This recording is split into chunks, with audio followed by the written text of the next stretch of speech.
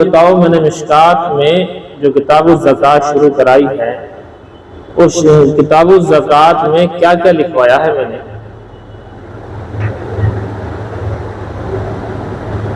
کتاب الزکاتی، کتاب الزکاتی، ھذا کتاب الزکاتی ہوگا۔ اقرئی اگر آپ کے لیے کہیں تو اقرئی، اور اگر مرد ہو تو اقرأ کتاب الزکاتی۔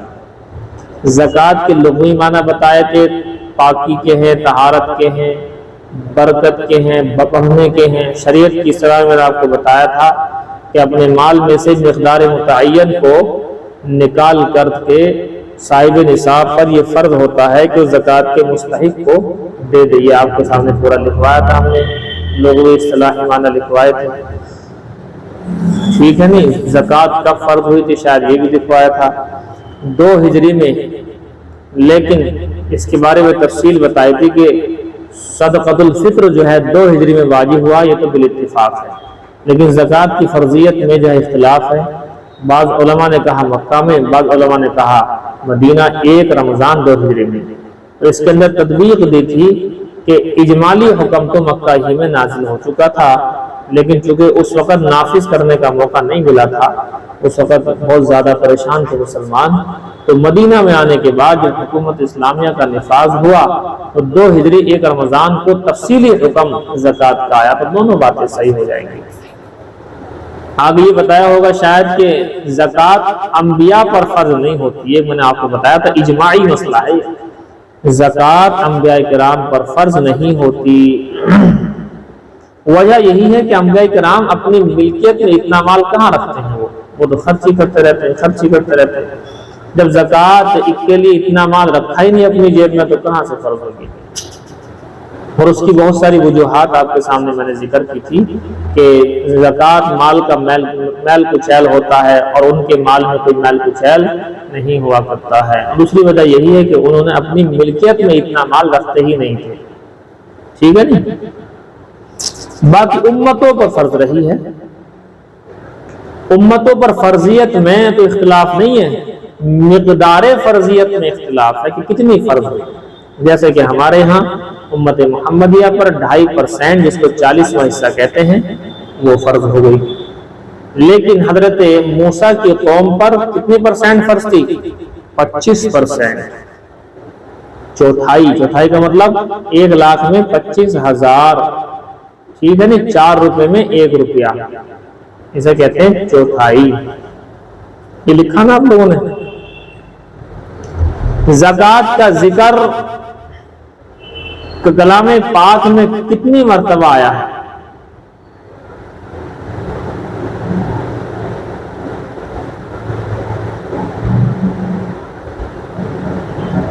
ہاں 32 جگہ پر زکوٰۃ کا ذکر نماز کے ساتھ کیا گیا ہے، تقریباً لکھ لینا، تقریباً 32 جگہ نماز کے ساتھ میں اللہ پاک نے زکوٰۃ کے حکم کو ریپیٹ کیا ہے، بار بار کہا ہے۔ ظاہر سی بات ہے کسی حکم کا اتنی بار کہا جانا، ارے اللہ کے حکم میں ایک لفظ خالی یوں ہی آ جائے کہ ایسا کر لو، یہی بہت بڑی بات ہو جاتی ہے، لیکن 32 مرتبہ کسی 32 مرتبہ۔ پہلی بعض جو ہے کتابوں کے اندر لکھا گیا تھا 82 مرتبہ آیا ہے، لیکن جب اس کو جانچ پڑتال کی گئی، تحقیق کی گئی، علماء نے تحقیق کی تو 82 مرتبہ کا عدد تو قرآن کریم میں نہیں مل پایا ہے۔ زکوٰۃ کا لفظ نماز کے ساتھ 32 مرتبہ ہی ملا ہے، 82 مرتبہ مل نہیں پایا، تو علماء کی تحقیق آپ سے پیش کر رہا ہوں۔ یہ ملا جی؟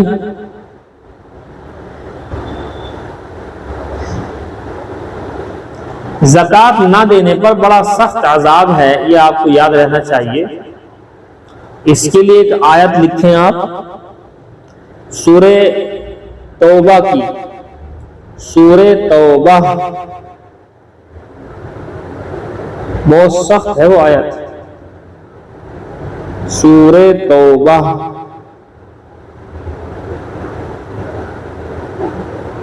لکھا جی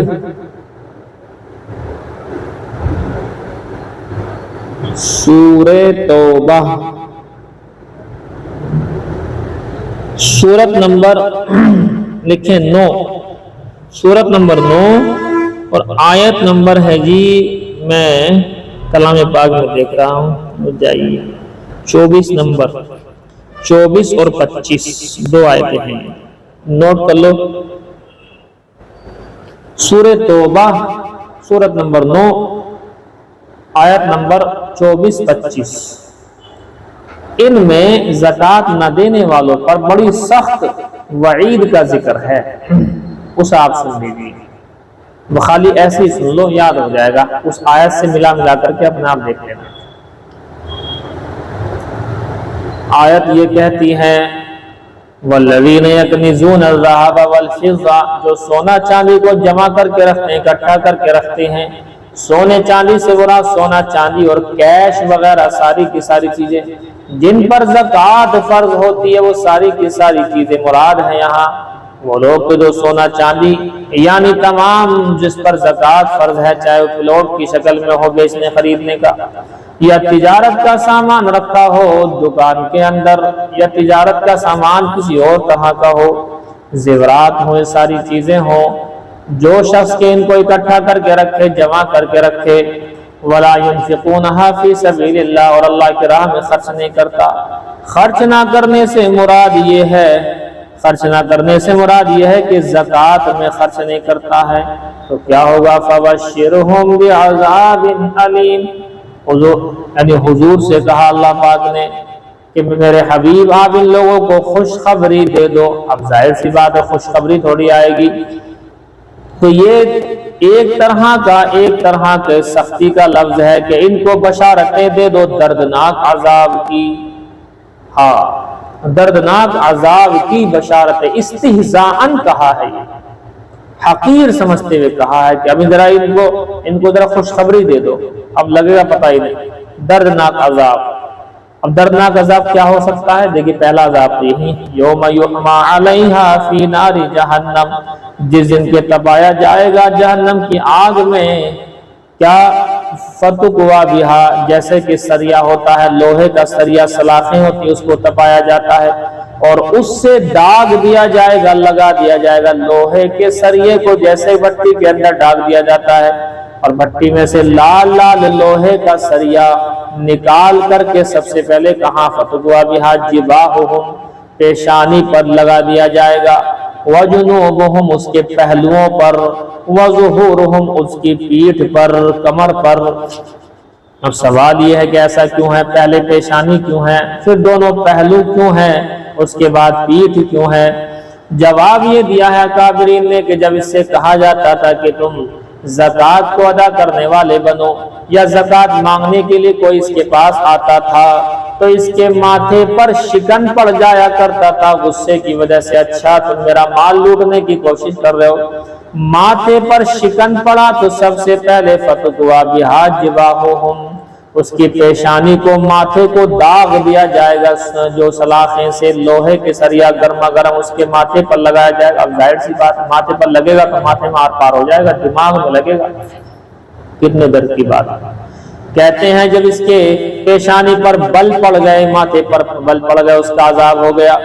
اب یہ تھوڑا سا پہلو موڑ کر کے ادھر کو کھڑا ہو گیا، یعنی اعراض کر کے ادھر کو ہو گیا، اس نے کہا بھائی دے دو زکوٰۃ، یہ پہلو موڑ کر کے ادھر کو کھڑا ہو گیا تو اس کے پہلوؤں کو داغا جائے گا، کمر کی دونوں سائڈیں جو ہوتی ہیں اس پر لوہے کی سلاخوں کو داغا جائے گا، لگایا جائے گا، یہ بھی آر پار ہو جائیں گے۔ آگے اس کے بعد جب زیادہ کہا گیا کہ بھئی دے تو دو اللہ کی راہ میں، کم سے کم زکوٰۃ کا حساب لگا کر کے تو دے دو، اس نے کیا کیا؟ یہ پیٹ پھیر کر کے غصے میں چل پڑا، نہیں دی زکوٰۃ، تو وظہورہم اس کی پیٹھ کو داغا جائے گا، کمر کو داغا جائے گا، اس سے بڑا سخت عذاب ہے۔ ھذا ما کنزتم لانفسکم، یہ وہ، اور کہا جائے گا یہ وہ خزانہ ہے جس کو تم نے اپنے لیے اکٹھا کر کے رکھا ہے، اب دیکھو فذوقوا العذاب بما کنتم تکنزون، فذوقوا العذاب یا فذوقوا ما کنتم تکنزون، فذوقوا بس چکھو تم، ما کنتم تکنزون اس عذاب کا مزہ چکھو جس کو تم اکٹھا کرتے تھے، اس مال کا عذاب ہے۔ آپ نے پڑھا ہوگا اور یہ روایت میں آئے گا نیچے یہی مشکات میں، آپ پڑھ لینا، بچہ سانپ جو زیورات کا سانپ بنا کر کے جو ہے ڈسے گا اس کو، یہ بھی الگ سے ایک روایت آئے گی نیچے انشاءاللہ، مشکات میں نیچے آئے گی، یہ بات میں پڑھیں گے۔ بہرحال بڑا سخت عذاب ہے، اس لیے جو ہے نہیں زکوٰۃ والے معاملے میں کبھی ڈھیل مت ڈالنا۔ شادی بیاہ ہونے کے بعد جو زیور ہوتا ہے اس کی زکوٰۃ ظاہر سی بات ہے دینی ہی پڑتی ہے، اور شادی کے وقت میں شادی والے دن عورت زیور کی مالک ہو جاتی ہے، کم سے کم میکے والے کی تو مالک رہتی ہی ہے۔ رہا شوہر کے گھر والے زیور کی مالک، اس کا الگ اصول ہے کہ اگر دے ہی دیا ہے تو اس کی مالک ہو گئی، اور اگر خالی پہننے کے لیے دیا تھا کہ سارے بھائیوں کی شادی ہونے کے بعد جب بعد میں بانٹیں گے تو یہ والے کی مالک نہیں ہوتی، اس کی زکوٰۃ نہیں جائے گی، یہ بتائیں گے جہاں مسئلے مسائل آئیں گے۔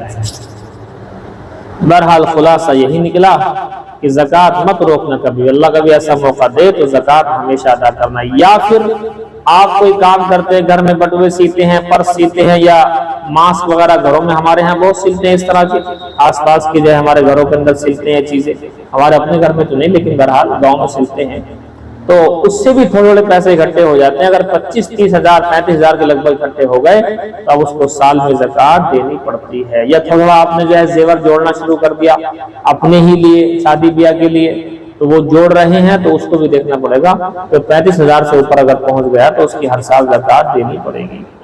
یہ نہیں سمجھے؟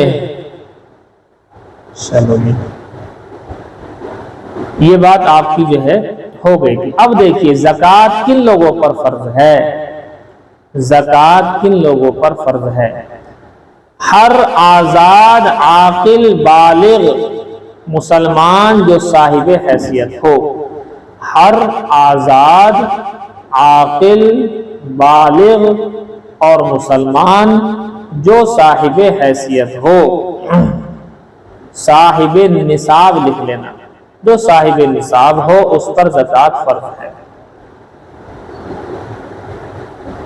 لکھا نہیں؟ ہر آزاد عاقل بالغ مسلمان جو کہ صاحب نصاب ہو اس پر زکوٰۃ فرض ہے، اور اس مال پر 1 سال گزر گیا ہو۔ یہ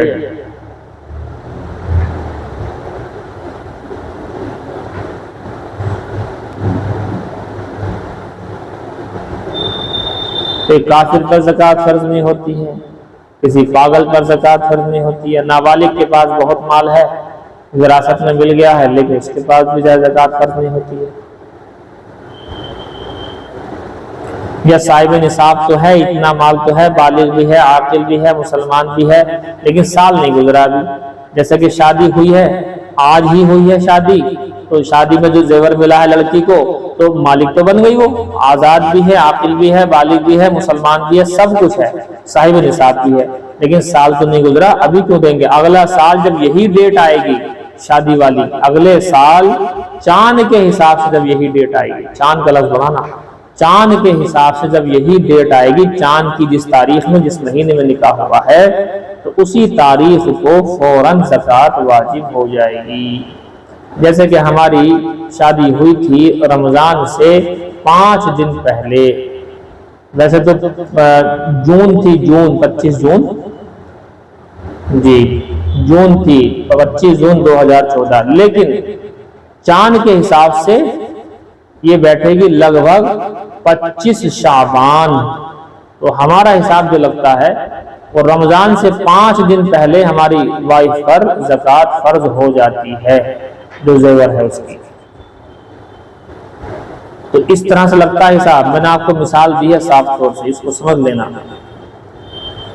جو لڑکیاں نکاح ہوتے ہیں وہ اس مسئلے کو پوچھتی ہیں، بہت سی نہیں پوچھتی ہیں، تو آپ ان کو یہ بتانا کہ ٹھیک ہے آپ آزاد ہیں، عاقل ہیں، بالغ ہیں، مسلمان ہیں اور آپ صاحب نصاب بھی ہو گئی ہیں آج کی ڈیٹ میں، آج نکاح ہوا ہے، مال آپ کو مل گیا ہے، زیور آپ کو مل گیا، لیکن زکوٰۃ فرض کب ہوگی؟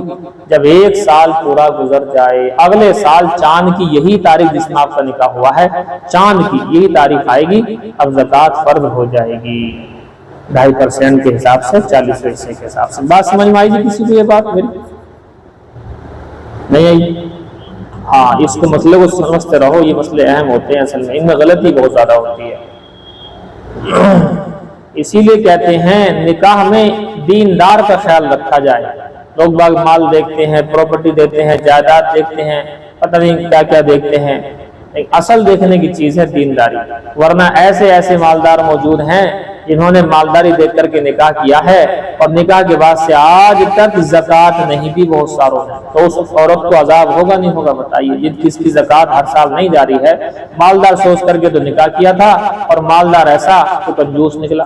ارے شوہر کم سے کم ایسا تو ہو جو ہر سال وہ ڈیٹ آنے سے پہلے بیوی سے کہے کہ آپ کی زکوٰۃ اب کی بار اتنی بیٹھ رہی ہے اور ہے یا نہیں پیسے ہمیں بتاؤ، نہ تو ہم دیں گے۔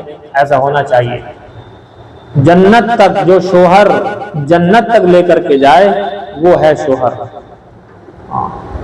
ورنہ تو ایسے شوہر سے تو بے شوہر ہونا اچھا ہے۔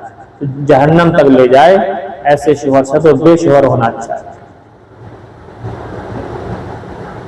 ایسے شوہر کا کیا فائدہ، یا ایسے بھائی کا کیا فائدہ، یا ایسے بچوں کا کیا فائدہ جو جہنم تک لے کر کے جائیں۔ زکوٰۃ فرض ہوتی ہے ہر آزاد عاقل بالغ مسلمان جو صاحب نصاب ہو، اس پر زکوٰۃ فرض ہے اور سال گزر چکا ہو، اس مال پر سال گزر چکا ہو، اور یہ مال ضرورت اصلیہ سے زائد ہو۔ یہ بھی لکھ لو ایک شرط، ضرورت اصلیہ سے۔ ویسے تو صاحب نصاب میں وہ بات آ ہی گئی ہے، صاحب نصاب ہوتا ہی وہ ہے کہ ضرورت اصلیہ سے زائد ہوتا ہے وہ مال۔ لکھ لو پھر بھی آپ، ضرورت اصلیہ سے زائد ہو۔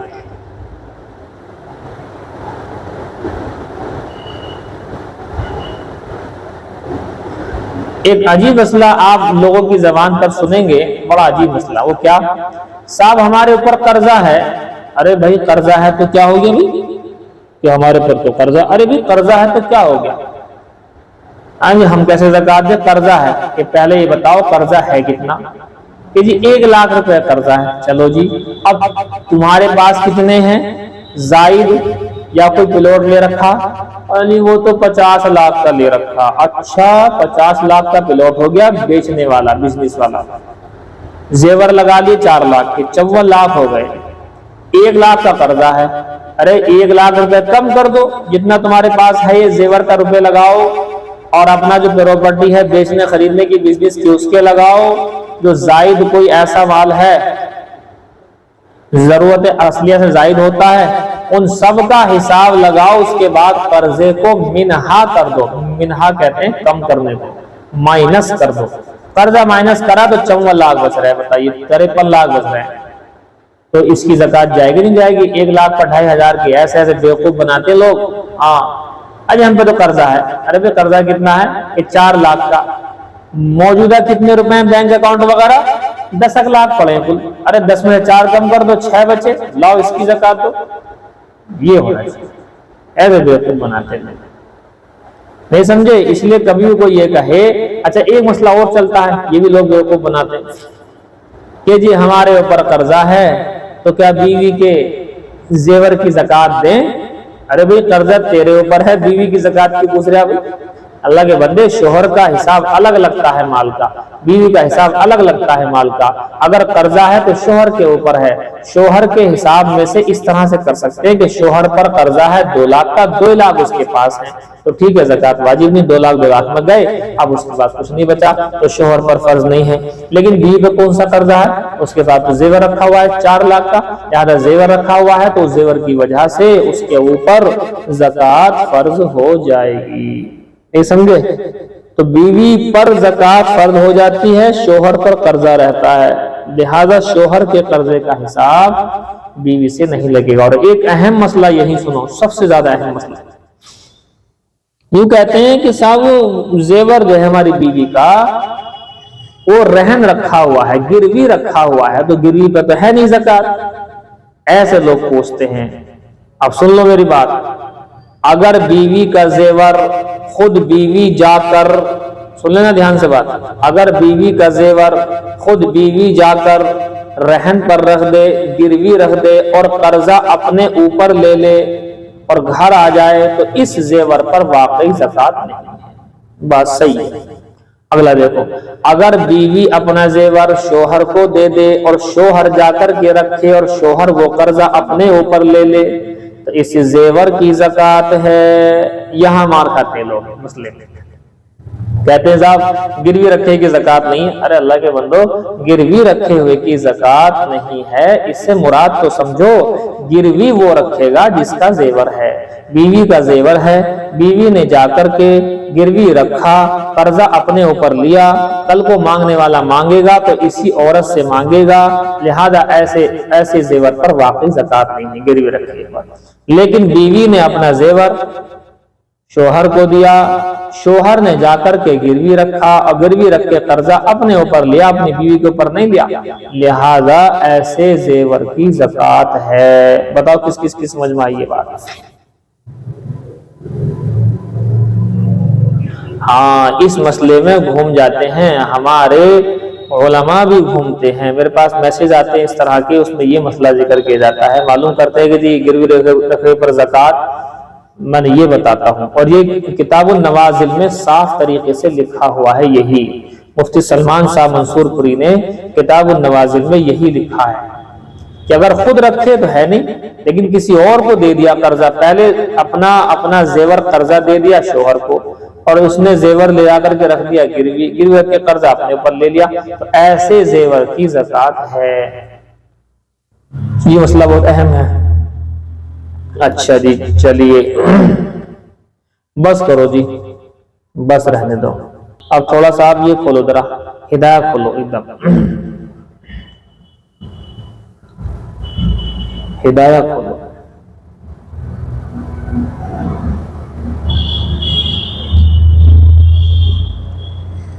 دیکھیے ہدایہ میں ایک مسئلہ آپ پڑھ رہے تھے، وَإِذَا بَلَغَ الصَّبِيُّ بَعْدَمَا أَحْرَمَ أَوْ أُعْتِقَ الْعَبْدُ، اور جب بالغ ہو جائے بچہ احرام باندھنے کے بعد یا غلام آزاد کر دیا جائے، فَمَضَيَا، تو انہوں نے دونوں نے اسی احرام سے حج کر لیا، لَمْ يَجُزْهُمَا، تو کافی نہیں ہوگا ان دونوں کو، عن حجۃ الاسلام، حجۃ اسلام یعنی حج فرض کی جانب سے ادا نہیں ہوگا۔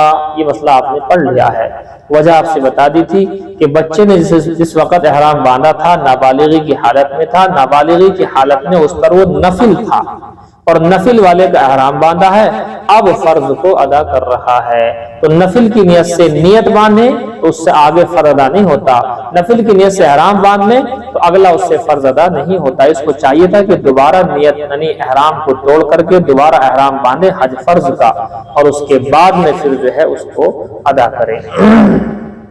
اسی طریقے سے غلام کے اوپر حج فرض نہیں تھا، اپنے آقا کے ساتھ گیا تھا، احرام باندھا، جب فرض نہیں ہے تو اس کی جانب سے کیا ہوگا؟ اس کی جانب سے نفل ہوگا، لہذا نفل ہوگا۔ اب نفل کی نیت سے احرام باندھ لیا، اب اس نے غلام کو آزاد کر دیا گیا، غلام آزاد ہوا، اب اس کے اوپر حج فرض ہوگی، وہ تو وہی موجود ہے، حج فرض ہو گیا، تو لہذا اس کے لیے بھی جائز نہیں ہے کہ اگلے افعال یہ اسی احرام سے کر لے۔ ٹھیک ہے نہیں؟ اب دیکھیں آپ، وَلَوْ جَدَّدَ الصَّبِيُّ الْإِحْرَامَ قَبْلَ الْوُقُوفِ، آپ کو معلوم ہے کہ حج فرض کے جو ہے 8 ذی الحجہ سے حج کا احرام بن جاتا ہے، 9 ذی الحجہ میں وقوف عرفہ ہوتا ہے، قبل الوقوف سے مراد وقوف عرفہ، میدان عرفات میں جا کر کے ٹھہرتے ہیں۔ ٹھیک ہے نہیں؟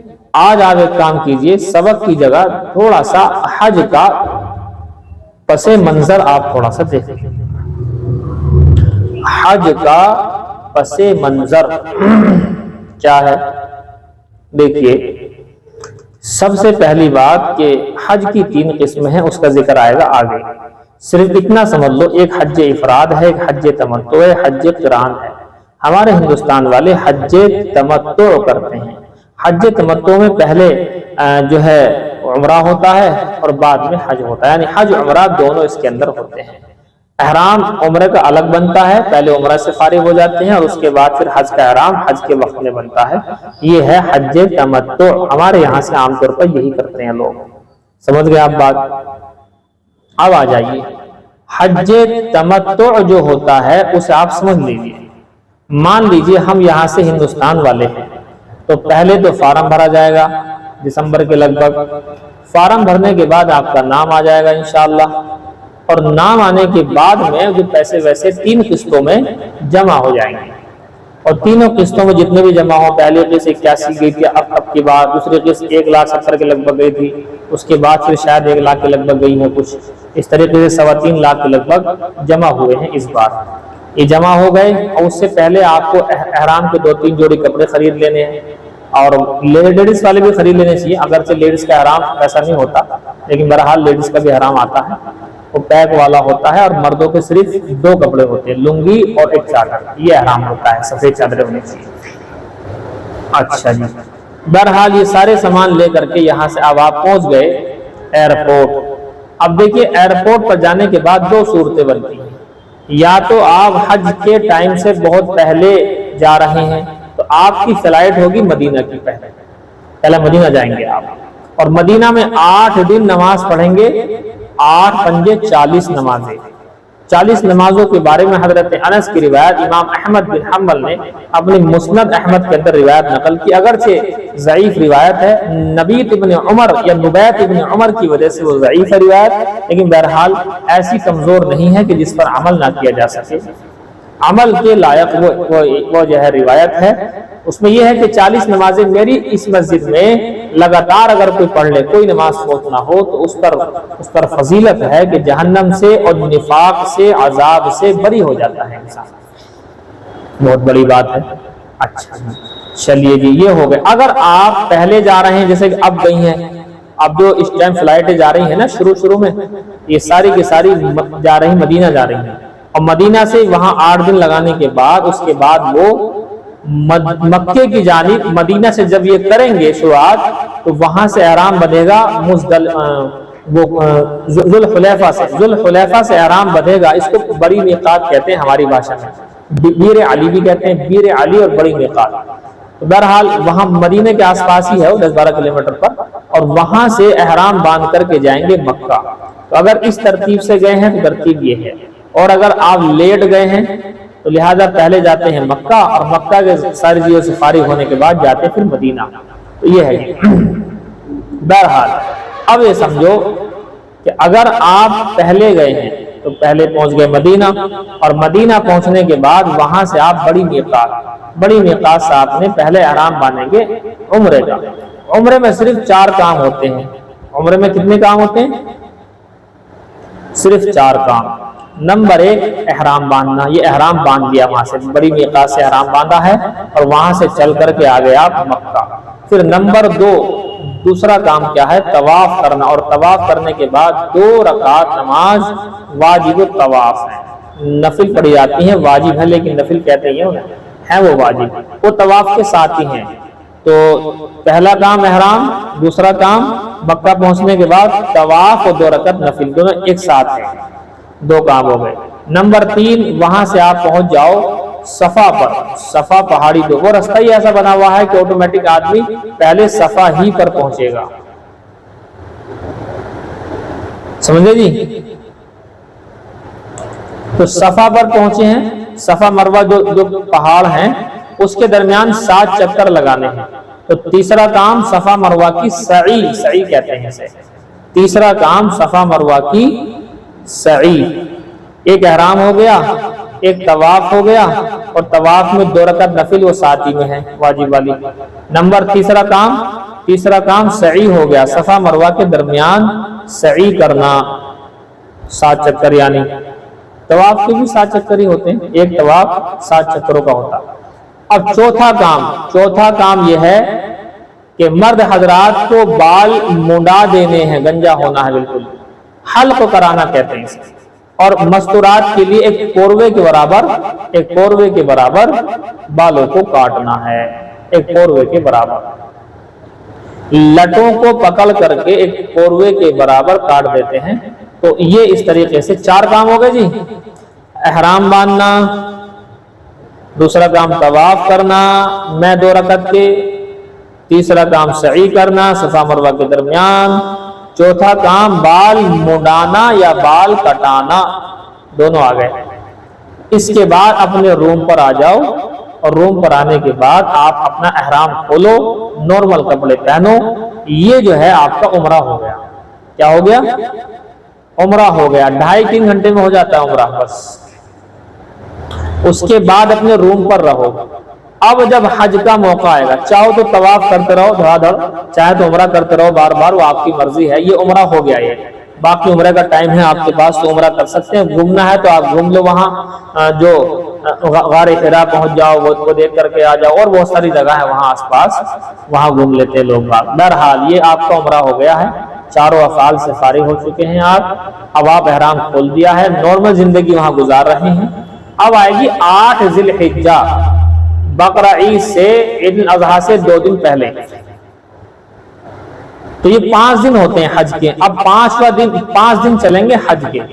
तो कहते हैं नंबर 1 पर वहां एहराम बांधना है हज की नियत से, लब्बैक अल्लाहुम्मा लब्बैक कहते हुए हज की नियत से 2 रकअत पढ़ के एहराम बांध लेना है अपने रूम से ही। ठीक, एक काम तो हो गया, ये एहराम बांध लिया। एहराम बांधने के बाद 8 ज़िलहिज्जा में एहराम बांधा है। अब हमें मिना जाना है। क्या काम करना जी? पहले मिना जाना है। मिना में जाकर के 5 नमाजें पढ़नी है। कितनी नमाजें? कौन कौन सी पढ़ेंगे जी? सुबह की नमाज के बाद एहराम बांध लिया, अपने रूम पे से अब यहां से चल पड़े मिना। मिना में जोहर तक पहुंच गए, मिना में जोहर तक आ गए। अब 5 नमाजें गिनो, जोहर, असर, मगरिब, इशा और फजर। अब बताओ डेट चेंज हो गई नहीं हो गई? 9 ज़िलहिज्जा आ गई। ठीक, 8 की तारीख से शुरू हुई थी 5 नमाजें, 9 ज़िलहिज्जा की फजर में आकर के 5 नमाजें पूरी हो गई। मिना का फिलहाल काम खत्म हो गया फिलहाल। अब यहां से जाना हमें मैदान अरफात। तो फजर की नमाज पढ़ के यहां से रवाना हो जाओ पैदल पैदल।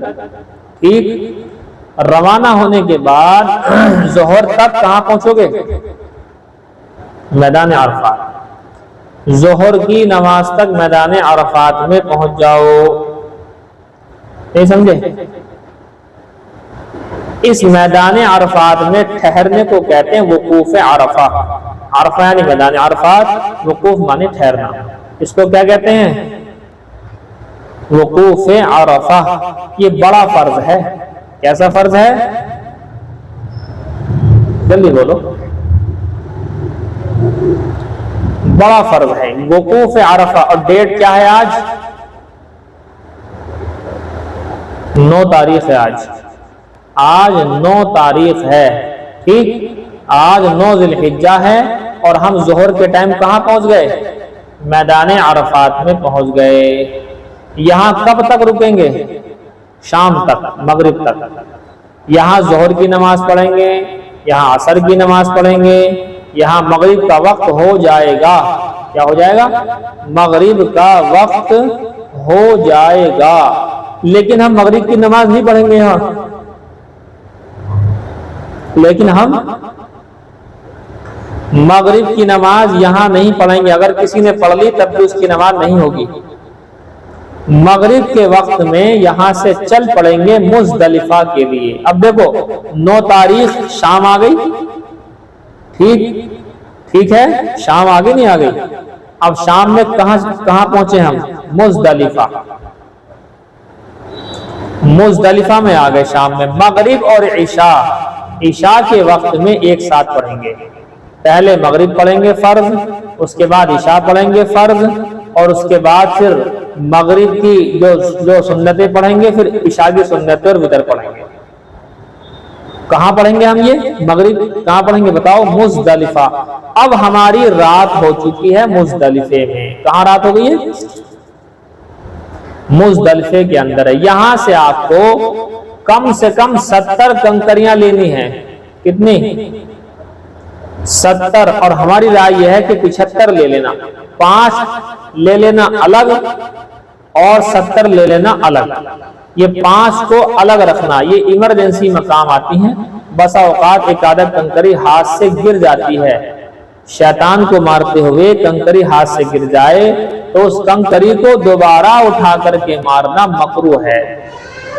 تو لہذا جو ہاتھ سے گر جائے گی تو کہاں سے لے کر کیا ہو کنکریاں، اس لیے بہتر ہے کہ 2-4 کنکریاں فالتو رکھ لو، ایکسٹرا رکھ لو، اگر ضرورت پڑے ایسا کچھ ہو جائے تو پھر ہم اس کنکری کو اس میں سے ایکسٹرا والی میں سے لے کر پورا کر سکتے ہیں۔ چلیے 9 ذی الحجہ میدان عرفات میں تھے، ظہر اثر پڑی، شام ہو گئی، میدان عرفات سے شام میں روانہ ہو گئے، مغرب نہیں پڑی، مزدلفہ پہنچیں گے، وہاں جانے کے بعد مغرب عشاء ایک ساتھ پڑھیں گے، ٹھیک، اور عشاء کے وقت میں پڑھیں گے۔ مغرب کو قضا کر کے ہی پڑھنا ہے، ٹائم پر نہیں پڑھ جائے گی اس دن، اگر ٹائم پر پڑھ لی تو نماز ادا نہیں ہوئی، تو مغرب عشاء ایک ساتھ پڑھی گئی۔ چلیے جی مغرب عشاء ایک ساتھ ہو چکی ہے، اب آپ کہاں پر ہیں؟ مزدلفے میں ہے، رات ہو گئی ہے، اب آ جائیے، رات بھر یہاں رہنا ہے، کنکریاں لینی ہے تقریباً 75، یعنی 70 تو پوری خرچی ہونی ہے، 5 ایکسٹرا لے لو۔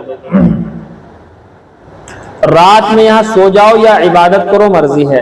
اب صبح ہو گئی، صبح ہونے کے بعد میں اول وقت میں فجر کی نماز پڑھنی ہے، اور یہ کون سا دن ہے؟ 10 ذی الحجہ، دن کون سا ہے؟ 10 ذی الحجہ، اور آپ کو یاد ہوگا 10 ذی الحجہ جو ہوتا ہے وہ عید کا دن ہوتا ہے، عید کا دن آ گیا، 10 ذی الحجہ عید کا دن۔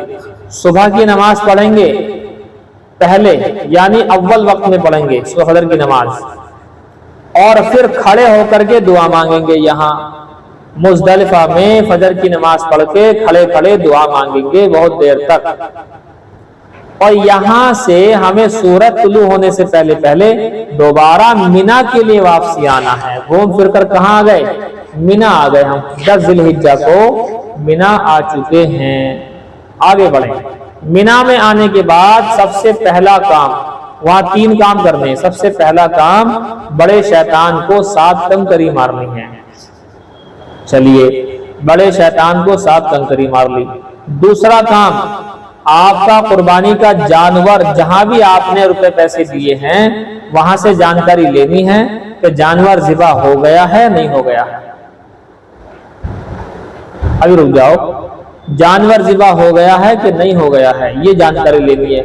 جانکاری مل گئی تو تیسرا کام، بال منڈانے ہیں یا پوروے کے برابر لیڈیز کو بال کٹانے ہیں، یہ تیسرا کام۔ یہ تینوں کام لگاتار ہونے ہیں۔ 7 کنکری مارنی بڑے شیطان کو، آج صرف 7 کنکری بڑے شیطان کو، 10 ذی الحجہ کو، عید کے دن۔ دوسرا کام کرنا ہے جانور ذبح ہونا ہے۔ تیسرا کام ہونا ہے بال کٹانے یا بال منڈانے ہیں۔ یہ تینوں کام کر کے آپ احرام کھول سکتے ہیں آج کے دن، عید کے دن۔ بس یہاں تک یاد کر لو فی الحال، بھی یہاں سے آگے بتائیں گے آپ کیسے آپ کو مکہ جانا ہے، وہاں سے 2-4 کام رہ گئے، زیادہ نہیں ہے، ہلکے ہلکے سے کام رہ گئے، مین کام یہی ہے۔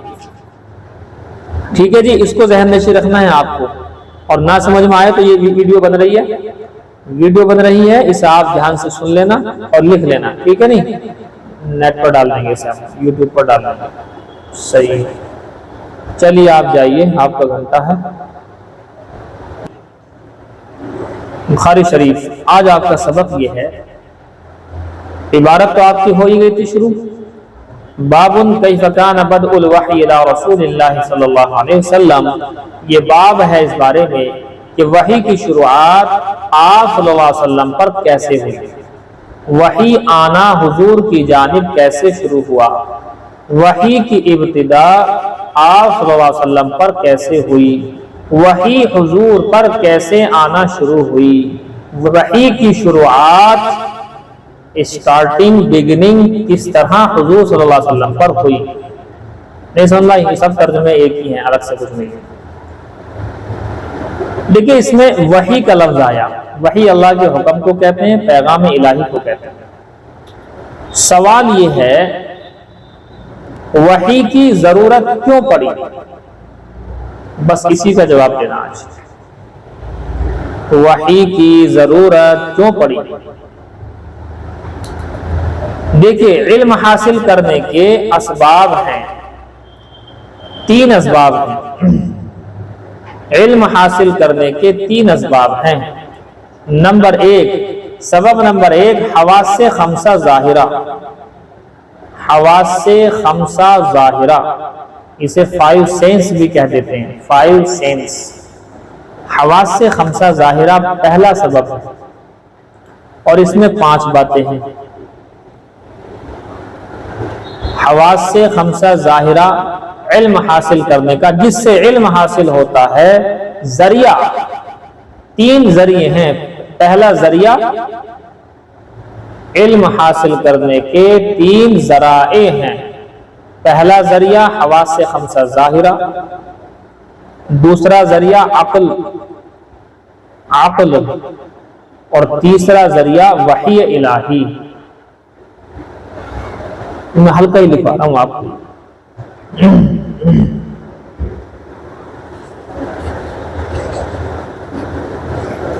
وحی الہی نہیں لکھا؟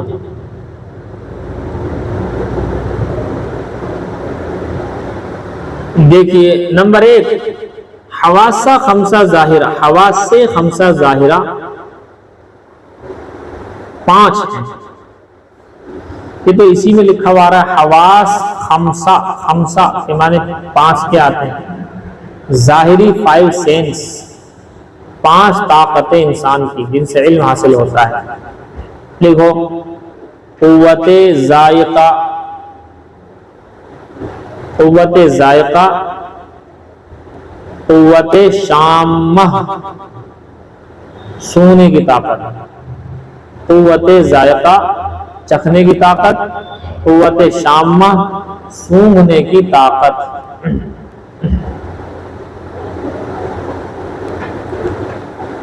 قوت سامعہ سننے کی طاقت، قوت باصرہ سواد سے باصرہ دیکھنے کی طاقت۔ نہیں لکھ رہے جی؟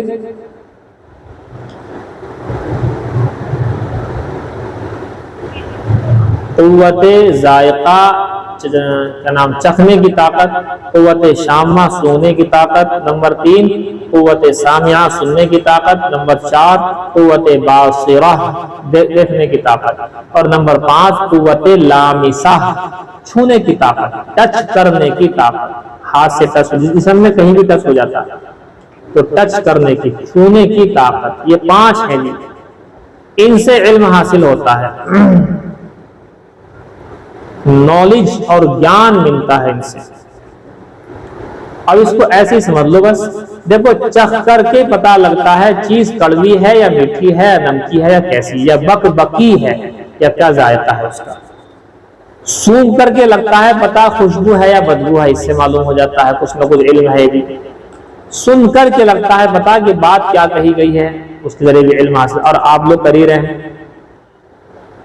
دیکھ کر بھی علم حاصل ہوتا ہے کہ سامنے دیکھا کہ اس کا رنگ کالا ہے، سفید ہے، رنگ گلابی ہے، رنگ پنک ہے، کیا کیا بولتے ہیں، کتنے بھی رنگ ہے، دیکھ کے لگ جائے گا پتہ، اس سے بھی علم حاصل ہوا۔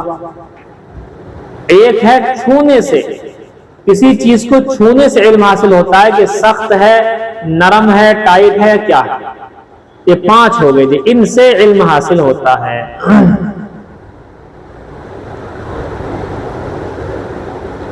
لیکن 5 کی ایک حد ہے، وہاں پہنچنے کے بعد یہ 5 کام نہیں کرتے، 5 کام نہیں کرتے ہیں۔ اس کے لیے دوسرا ذریعہ عقل کی ضرورت پڑتی ہے۔ عقل وہ کیسے؟ جیسے کہ مثال کے طور پر سامنے دیوار ہے، سامنے دیوار کو آپ ہاتھ سے چھو کر یہ پتا کر سکتے ہیں کہ سخت ہے یا نہیں ہے، آنکھ سے دیکھ کر پتا کر سکتے ہیں کہ یہ دیوار ہے، کان سے سن تو خیر نہیں سکتے، کان سے سننے کی شکل یہ ہے کہ اس پر آپ کوئی چیز لے کر کے اسے آپ یوں کر کے پھیرنا شروع کر دو ہاتھ سے تو اس میں کچھ نہ کچھ آواز آئے گی، وہ آپ سن لیں گے کہ یہ آواز رگڑ کی آواز ہے۔ سون کر کے لگ جائے گا پتا کہ اینٹوں بدبو آ رہی اینٹوں میں یا خوشبو آ رہی اینٹوں میں۔ جیب سے ٹیسٹ کر لو کہ اینٹ کا ذائقہ کیا ہے، یہ سب تو ہو سکتا ہے، لیکن یہ 5 سینس 5 چیزیں یہ نہیں بتا سکتی کہ اس کو کسی نے بنایا ہے، اس کو کسی نے بنایا ہے۔ یہ 5 قوت حواس سے خمسہ ظاہرہ نہیں بتا سکتے ہیں، جیب چکھ کر کے اتنا بتا سکتی ہے اس کا ٹیسٹ کیا ہے، اس کو کسی نے بنایا ہے یہ نہیں بتائے گی۔ قوت شامہ سونگھ کر بتا سکتی ہے ناک یہ بدبو ہے خوشبو ہے، لیکن اس کو کسی نے بنایا ہے یہ نہیں بتا سکتی ہے۔ آنکھ دیکھ کر کے بتا سکتی ہے کہ اس کا رنگ یہ ہے، لیکن یہ نہیں بتا سکتی کہ اس کو کسی نے بنایا ہے۔ کان سن کر کے اس کی رگڑ یہ بتا سکتے ہیں کہ ہاں اس میں رگڑ کی آواز آ رہی ہے، یہ اینٹوں کی ہے پتھر کی ہے، لیکن یہ نہیں بتا سکتی قوت سامعہ کہ اس کو کسی نے بنایا ہے۔ قوت لامسہ ٹچ کر کے پتا لگے گا کہ جو ہے اینٹیں سخت ہیں، گارا سخت ہے یا نرم ہے، لیکن یہ نہیں بتا سکتے ہیں کہ اس کو کسی نے بنایا ہے۔ یہ سوچنے کے لیے دوسرا ذریعہ عقل کی ضرورت ہے۔ عقل نے یہ دیکھا کہ بھی یہ دیوار ایک دوسرے کے اوپر اینٹیں رکھی ہوئی ہیں، ان کے بیچ میں سیمنٹ بھرا ہوا ہے، گارا جسے کہتے ہیں وہ مسالہ، اور اس کے اوپر جو ہے پلاسٹر ہوا ہوا ہے، لہذا اینٹیں ہیں، اینٹوں کو جوڑا گیا ہے، اتنی صفائی سے جوڑا گیا ہے کہ اینٹ آگے پیچھے بھی نہیں ہے، تو لہذا عقل یہ کہے گی کہ اس کا بنانے والا کوئی نہ کوئی تو ہے، اس کو کسی انسان نے بنایا ہے یا کسی اور نے بنایا۔ بہرحال عقل کہہ رہی ہے کہ اس کو بنانے والا کوئی تو ہے۔ اب عقل سے پتا چل گیا کہ ہاں اس کا بنانے والا کوئی انسان ہے، اور ہم نے آنکھوں سے دیکھ لیا کہ انسان نے ایسے ایسے جوڑ کر کے بنایا ہے۔ تو جہاں 5 سینس حواس خمسہ ظاہرہ فیل ہو جائیں گے، وہاں عقل انسانی کام کرے گی۔ بات صحیح یا غلط؟ جلدی بتاؤ۔ ٹھیک، اب عقل انسانی بھی ایک جگہ آ کر کے فیل ہو جاتی ہے، عقل انسانی بھی ایک جگہ پہنچ کر کے فیل ہو جاتی ہے۔ وہاں ضرورت ہوتی ہے ہمیں تیسرے ذریعے کی۔ وہ کیسے فیل ہو جائے گی؟ دیکھیے، سامنے گوشت رکھا ہوا ہے، گوشت،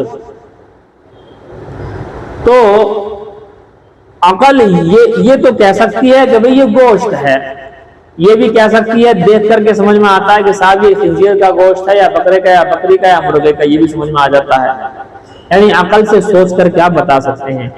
لیکن اس گوشت کا کھانا حرام ہے اور اس گوشت کا کھانا حلال ہے، یہ حرام و حلال والا معاملہ کوئی بھی نہیں بتا سکتا ہے، نہ حواس خمسہ ظاہرہ، ہاتھ سے چھو کر نہیں پتا لگے گا حرام و حرام، سن کر پتا نہیں لگے گا، چکھ کر پتا نہیں لگے گا، سونگھ کر پتا نہیں لگے گا، دیکھ کر پتا نہیں لگے گا، اور عقل بھی نہیں بتا سکتی کہ حرام ہے حلال ہے۔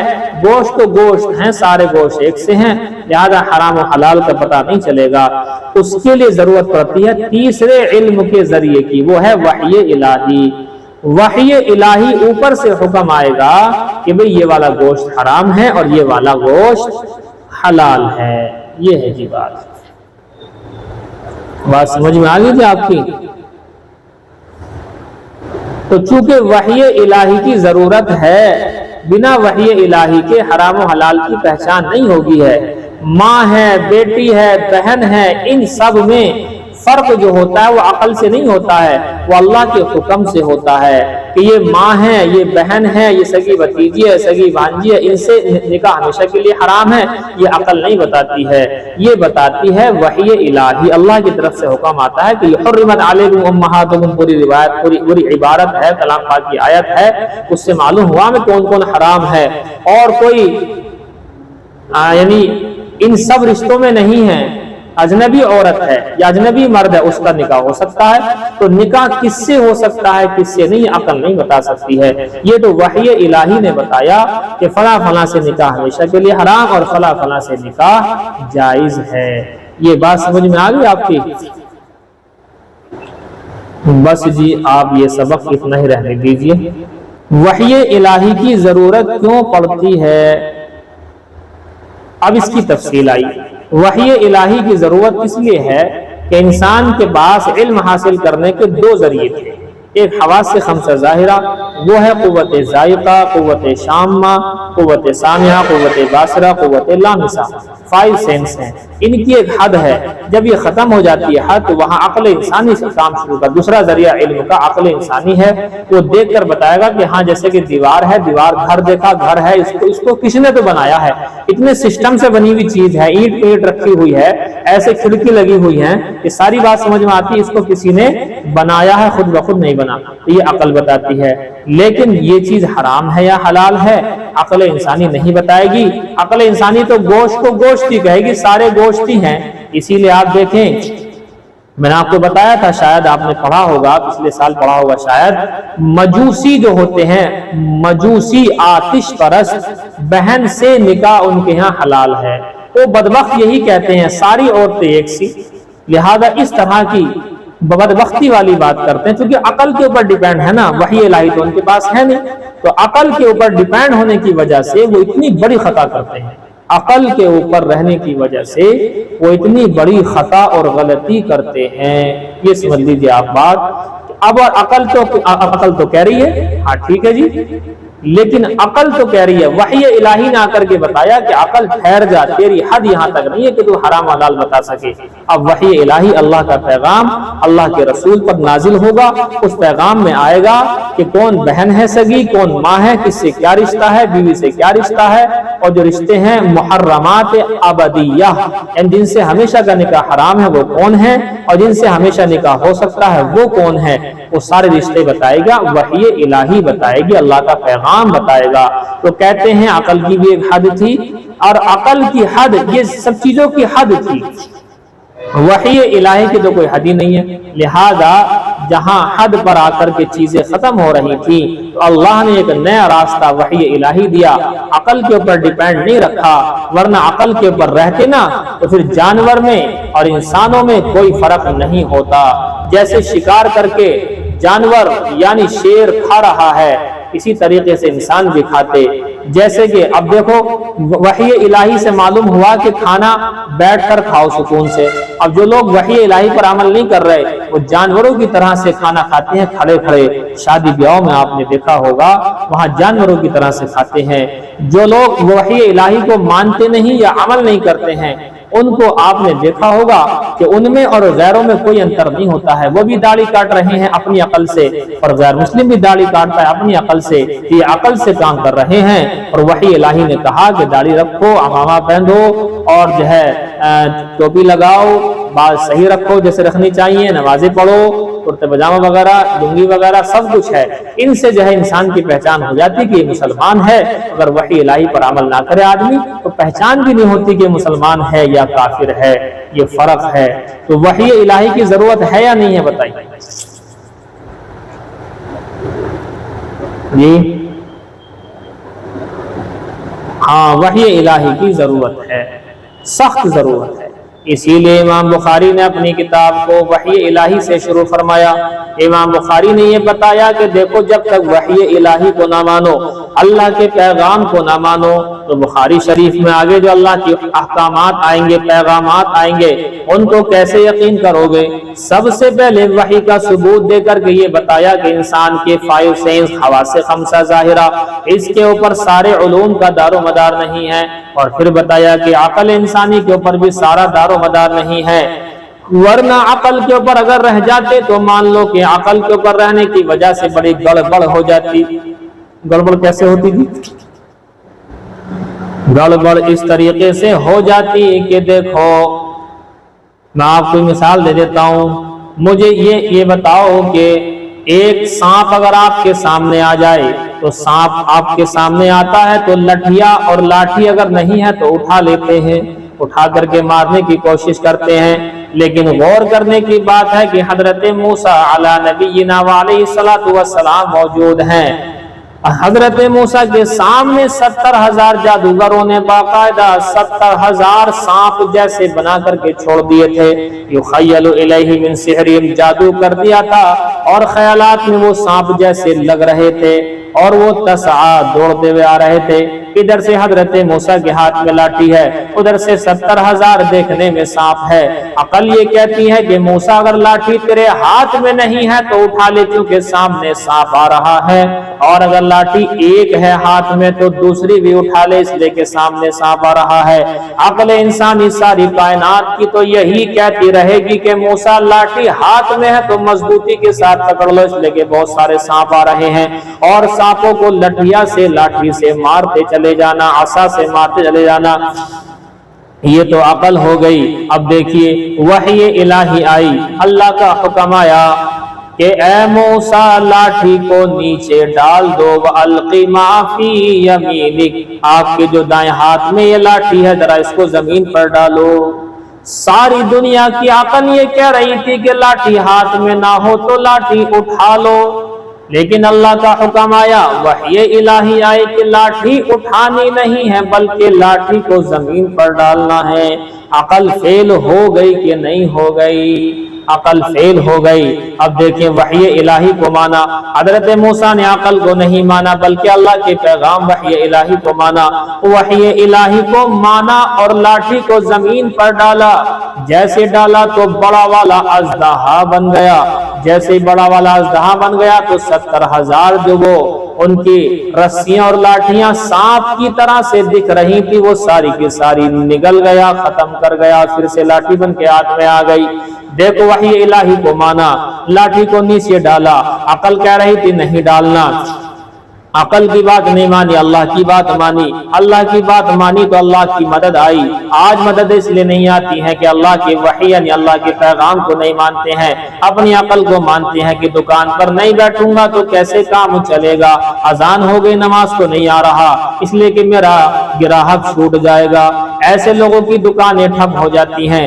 اور جو وحی الہی کو مان کر کے اللہ کے لیے نماز پڑھنے جاتے ہیں تو وحی الہی پر عمل کیا, دکان کو چھوڑا, چھوڑنے میں اللہ کی مدد ہے.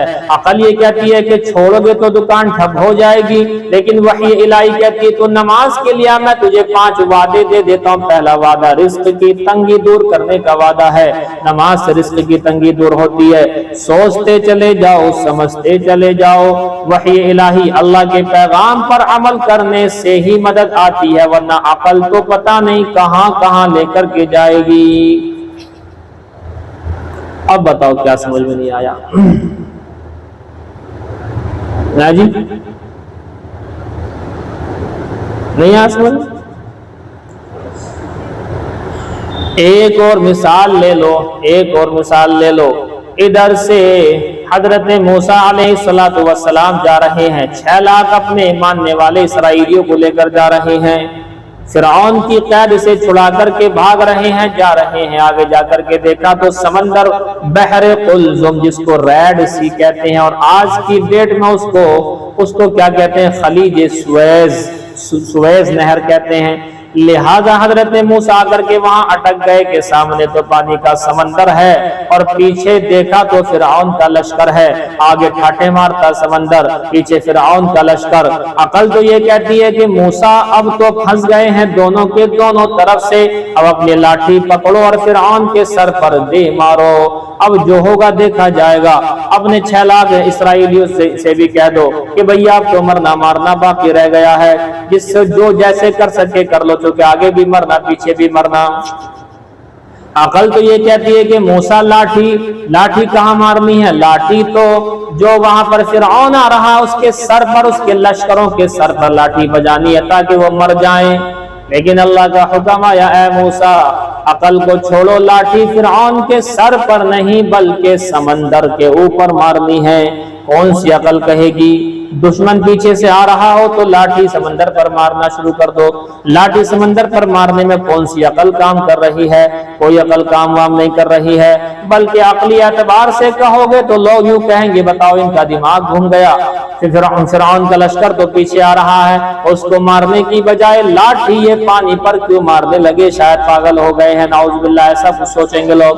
مگر حضرت موسیٰ نے عقل انسانی کو چھوڑا، وحی الہی جو ذریعہ ہے، فرمایا کہ وحی الہی پر عمل کیا، اور جیسے ہی لاٹھی سمندر پر ماری تو 12 راستے بن گئے۔ وہ 12 کے 12 قبیلوں میں جو منقسم تھے اسرائیلی 6 لاکھ، وہ سارے کے سارے یہاں سے گزر کر کے چلے گئے، یہاں سے گزر کر کے چلے گئے۔ اب فرعون جب آیا اور آ کر کے دیکھنے لگا کہ اوہو میرے ڈر سے سمندر نے راستہ دے دیا، اپنے لشکر کو لاہو لشکر کو اس میں ڈال دیا، غرق ہو گیا۔ بیڑا غرق کسی کو کہتے ہیں، بیڑا غرق ہو گیا، سارے کے سارے مارے گئے۔ قبطی کہتے ہیں ان کو، یعنی جو فرعون کی قوم تھی، قبطی نام تھا اس کا، فرعون کی جو قوم تھی قبطی، حضرت موسیٰ کی قوم اسرائیلی بچے اور قبطی مارے گئے۔ یہ ہے جی بات۔ بتاؤ عقل کام کر رہی ہے؟ کر نہیں رہی کام، عقل کام ہی نہیں کرتی یہاں، اس کو سمجھنا ضروری تھا۔ دیکھیے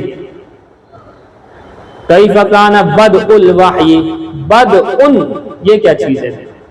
بدء کے لغوی معنی ابتدا اور آغاز کے آتے ہیں، بدء کے لغوی معنی ابتدا اور شروعات، بگننگ، شروعات کے آتے ہیں، سمجھ گئے جی؟ بدء کے ایک معنی تاریخ کے بھی آتے ہیں، تاریخ، احوال۔ اگر تاریخ کے معنی مان لیے جائے تو ترجمہ کیسے کرو گے؟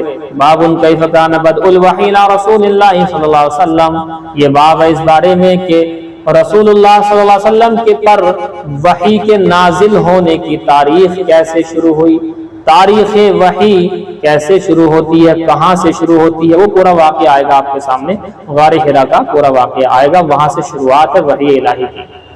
تو کہتے ہیں بدء کے ایک معنی تاریخ کے آتے ہیں، ہسٹری کے آتے ہیں، تو یہاں سے وحی کی ہسٹری معلوم ہو جائے گی۔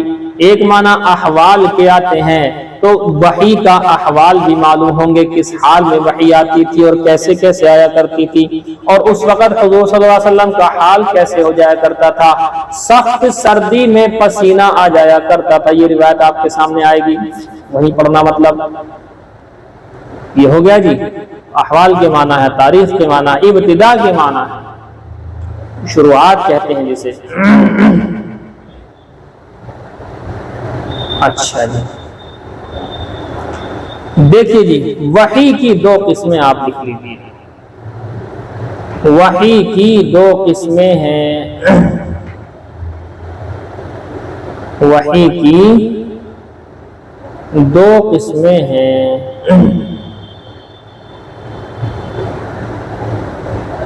وحی الہی کی 2 قسمیں ہیں، مطلوع اور غیر مطلوع۔ اصل میں تھا مطلوع، لیکن جب وقت کر کے پڑھیں گے تو مطلوع اور غیر مطلوع۔ مطلوع کے آگے لکھ لینا بریکٹ میں چھوٹا سا، جس کی تلاوت کی جاتی ہو، اور غیر مطلوع جس کی تلاوت نہ کی جاتی ہو۔ پتہ نہیں لکھا نہیں لکھا۔ وحی الہی کی 2 قسمیں ہیں۔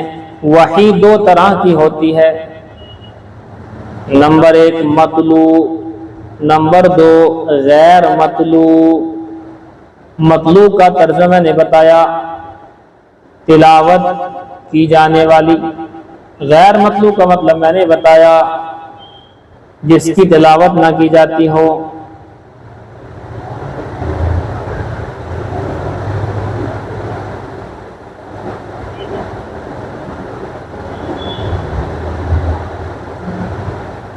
وحی مطلوع کو قرآن کریم کہتے ہیں، وحی مطلوع کو قرآن کریم کہتے ہیں۔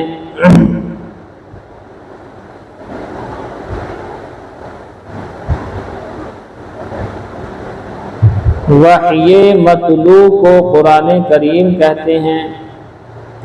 وحی غیر مطلوع کو احادیث کہتے ہیں۔ وحی غیر مطلوب کو احادیث کہتے ہیں۔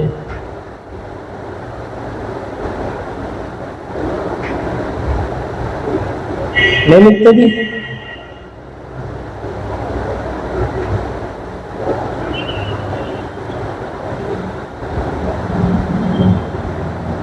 اچھا جی،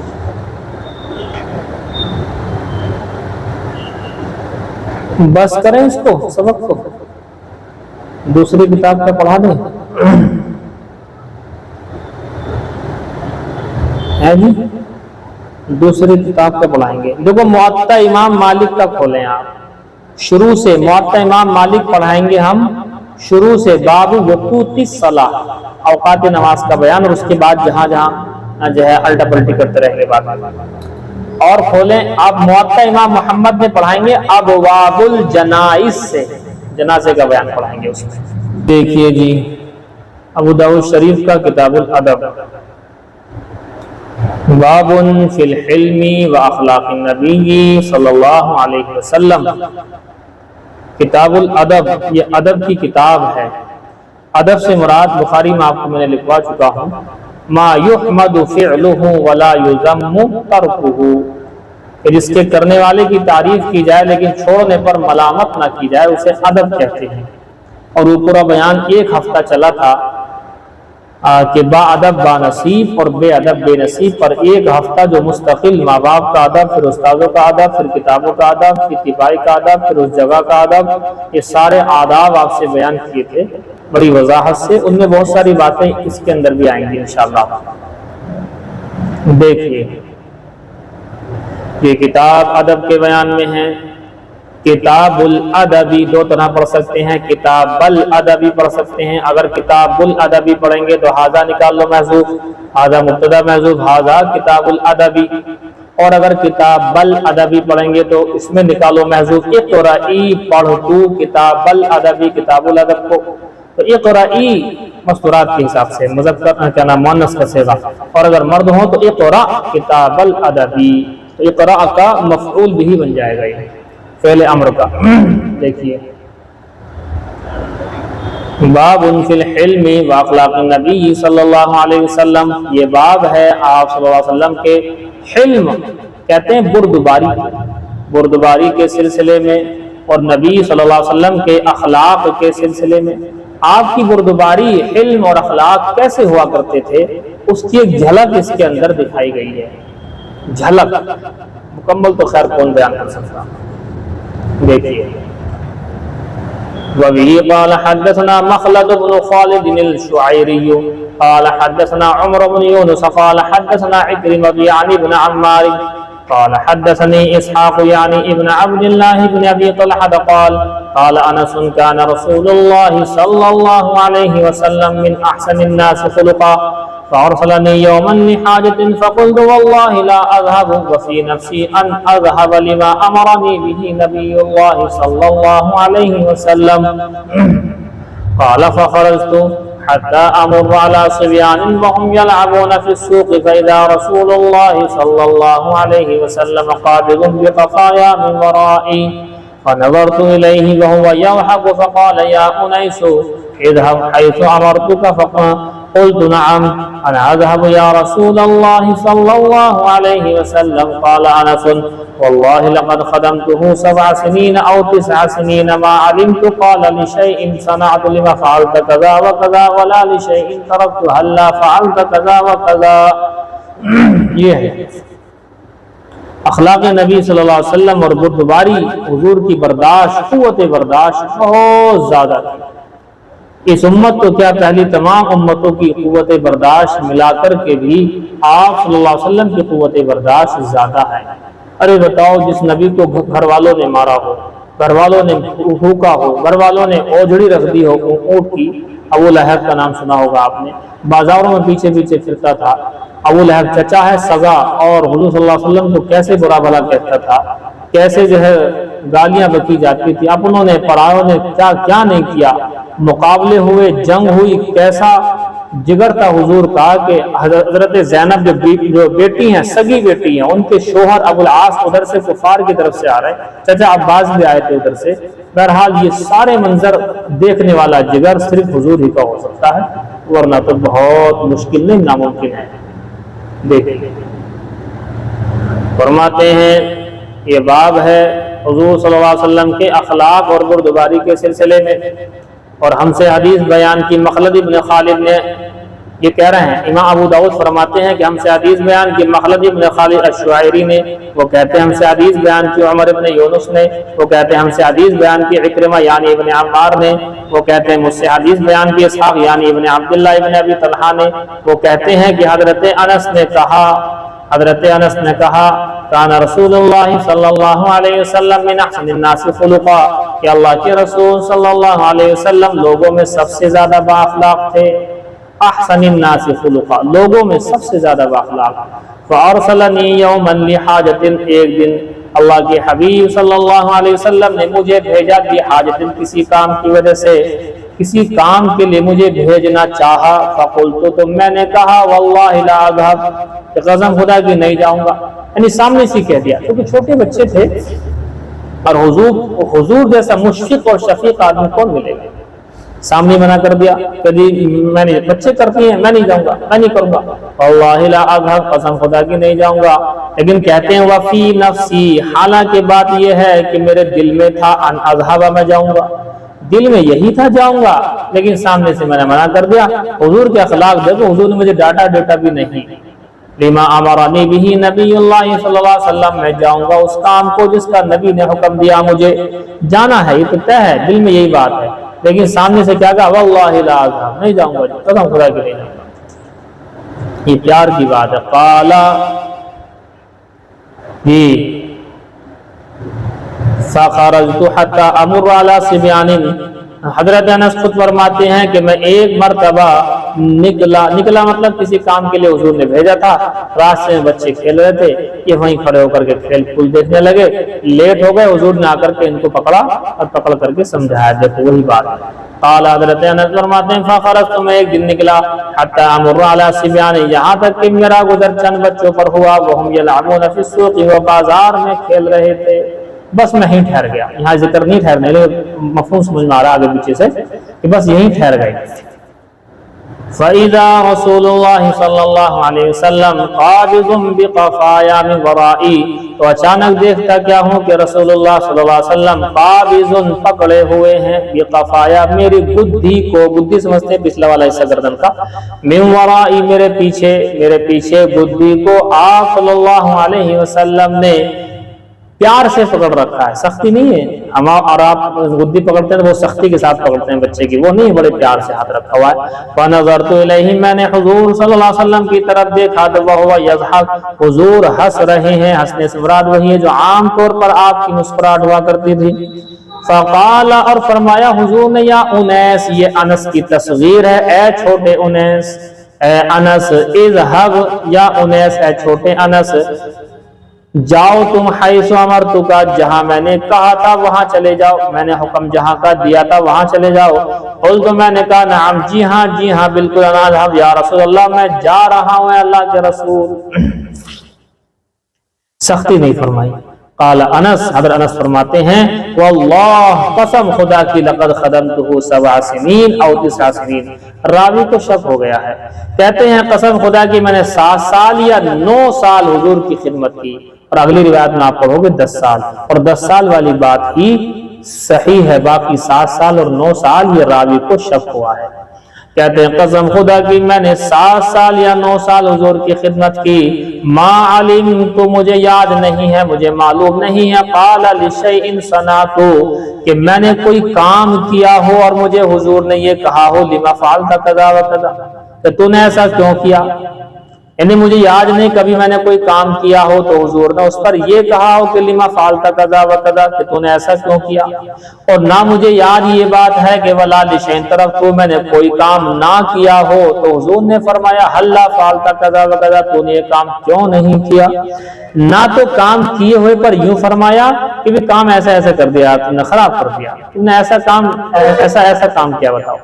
اور کوئی کام میں نے نہیں کیا تو یہ نہیں کہا کہ تم نے یہ بتاؤ کام یہ والا کیوں نہیں کیا، کیوں نہیں کیا یہ بتاؤ۔ اخلاق نبی صلی اللہ علیہ وسلم زندگی میں آنا یہ بڑا بڑا کمال ہے۔ ہم تو بالک بچوں کو مار پٹائی چلتی ہے، ذرا سا گلاس ٹوٹ جائے، ہاں نماز چھوٹ جائے کچھ بھی نہیں ہوتا ہے، روزہ چھوڑ دے کچھ بھی نہیں ہوتا ہے، زکوٰۃ نہ دیں کچھ بھی نہیں ہوتا ہے، حج نہ کریں کچھ بھی نہیں ہوتا ہے، الٹی سیدھی باتیں کریں تب بھی کچھ نہیں ہوتا ہے، گانے گاتے ہیں تب بھی سے کچھ نہیں کہتے۔ گلاس اگر ٹوٹ گیا بس اب تو اس کی خیر نہیں، گلاس کی اہمیت زیادہ ہو گئی، نماز کی اہمیت کم ہو گئی۔ دیکھیں وبه قال حدثنا عبد الله بن مسلم قال حدثنا سليمان يعني ابن المغيرة عن ثابت عن انس رضي الله تعالى عنه قال خدمت النبي صلى الله عليه وسلم 10 سنين بالمدينة۔ حضرت انس فرماتے، اب یہاں سے لو، چونکہ یہ تو میں بار بار ترجمہ نہیں کراؤں گا نا اوپر والا کہ ہم سے امام ابو داؤد فرماتے ہیں ہم سے حدیث بیان کر عبداللہ بن مسلمہ نے، وہ کہتے ہیں ہم سے حدیث بیان کی سلیمان یعنی ابن مغیرہ نے، وہ کہتے ہیں ثابت سے، وہ کرتے ہیں حضرت انس سے۔ یہ باتیں آپ کو خود سمجھ نہیں آتی، اب لاسٹ کے راوی کو لیا کریں گے ہم۔ حضرت انس سے روایت ہے قال خدمت النبی صلی اللہ علیہ وسلم کہ میں نے خدمت کی حضور صلی اللہ علیہ وسلم کی 10 سنین بالمدینہ 10 سال مدینے میں۔ وانا ان کی امی جو ہے آپ صلی اللہ علیہ وسلم کے پاس حضرت انس کو چھوٹے سے کو ہی لے کر کے آگے، یا رسول اللہ آپ ان کو اپنی خدمت میں رکھیں۔ تو حضور نے ان کو قبول کیا تھا، تو خادم رسول کا لقب ہے، ان کا بڑا زبردست، بڑا بھاری، بڑا ہی اعلیٰ کوالٹی کا لقب ہے خادم رسول۔ بتائیے کوئی آدمی کا لقب ہی پڑ جائے کہ حضور کی خدمت کرنے والا شخص، اللہ کیسے بڑے لوگ ہیں۔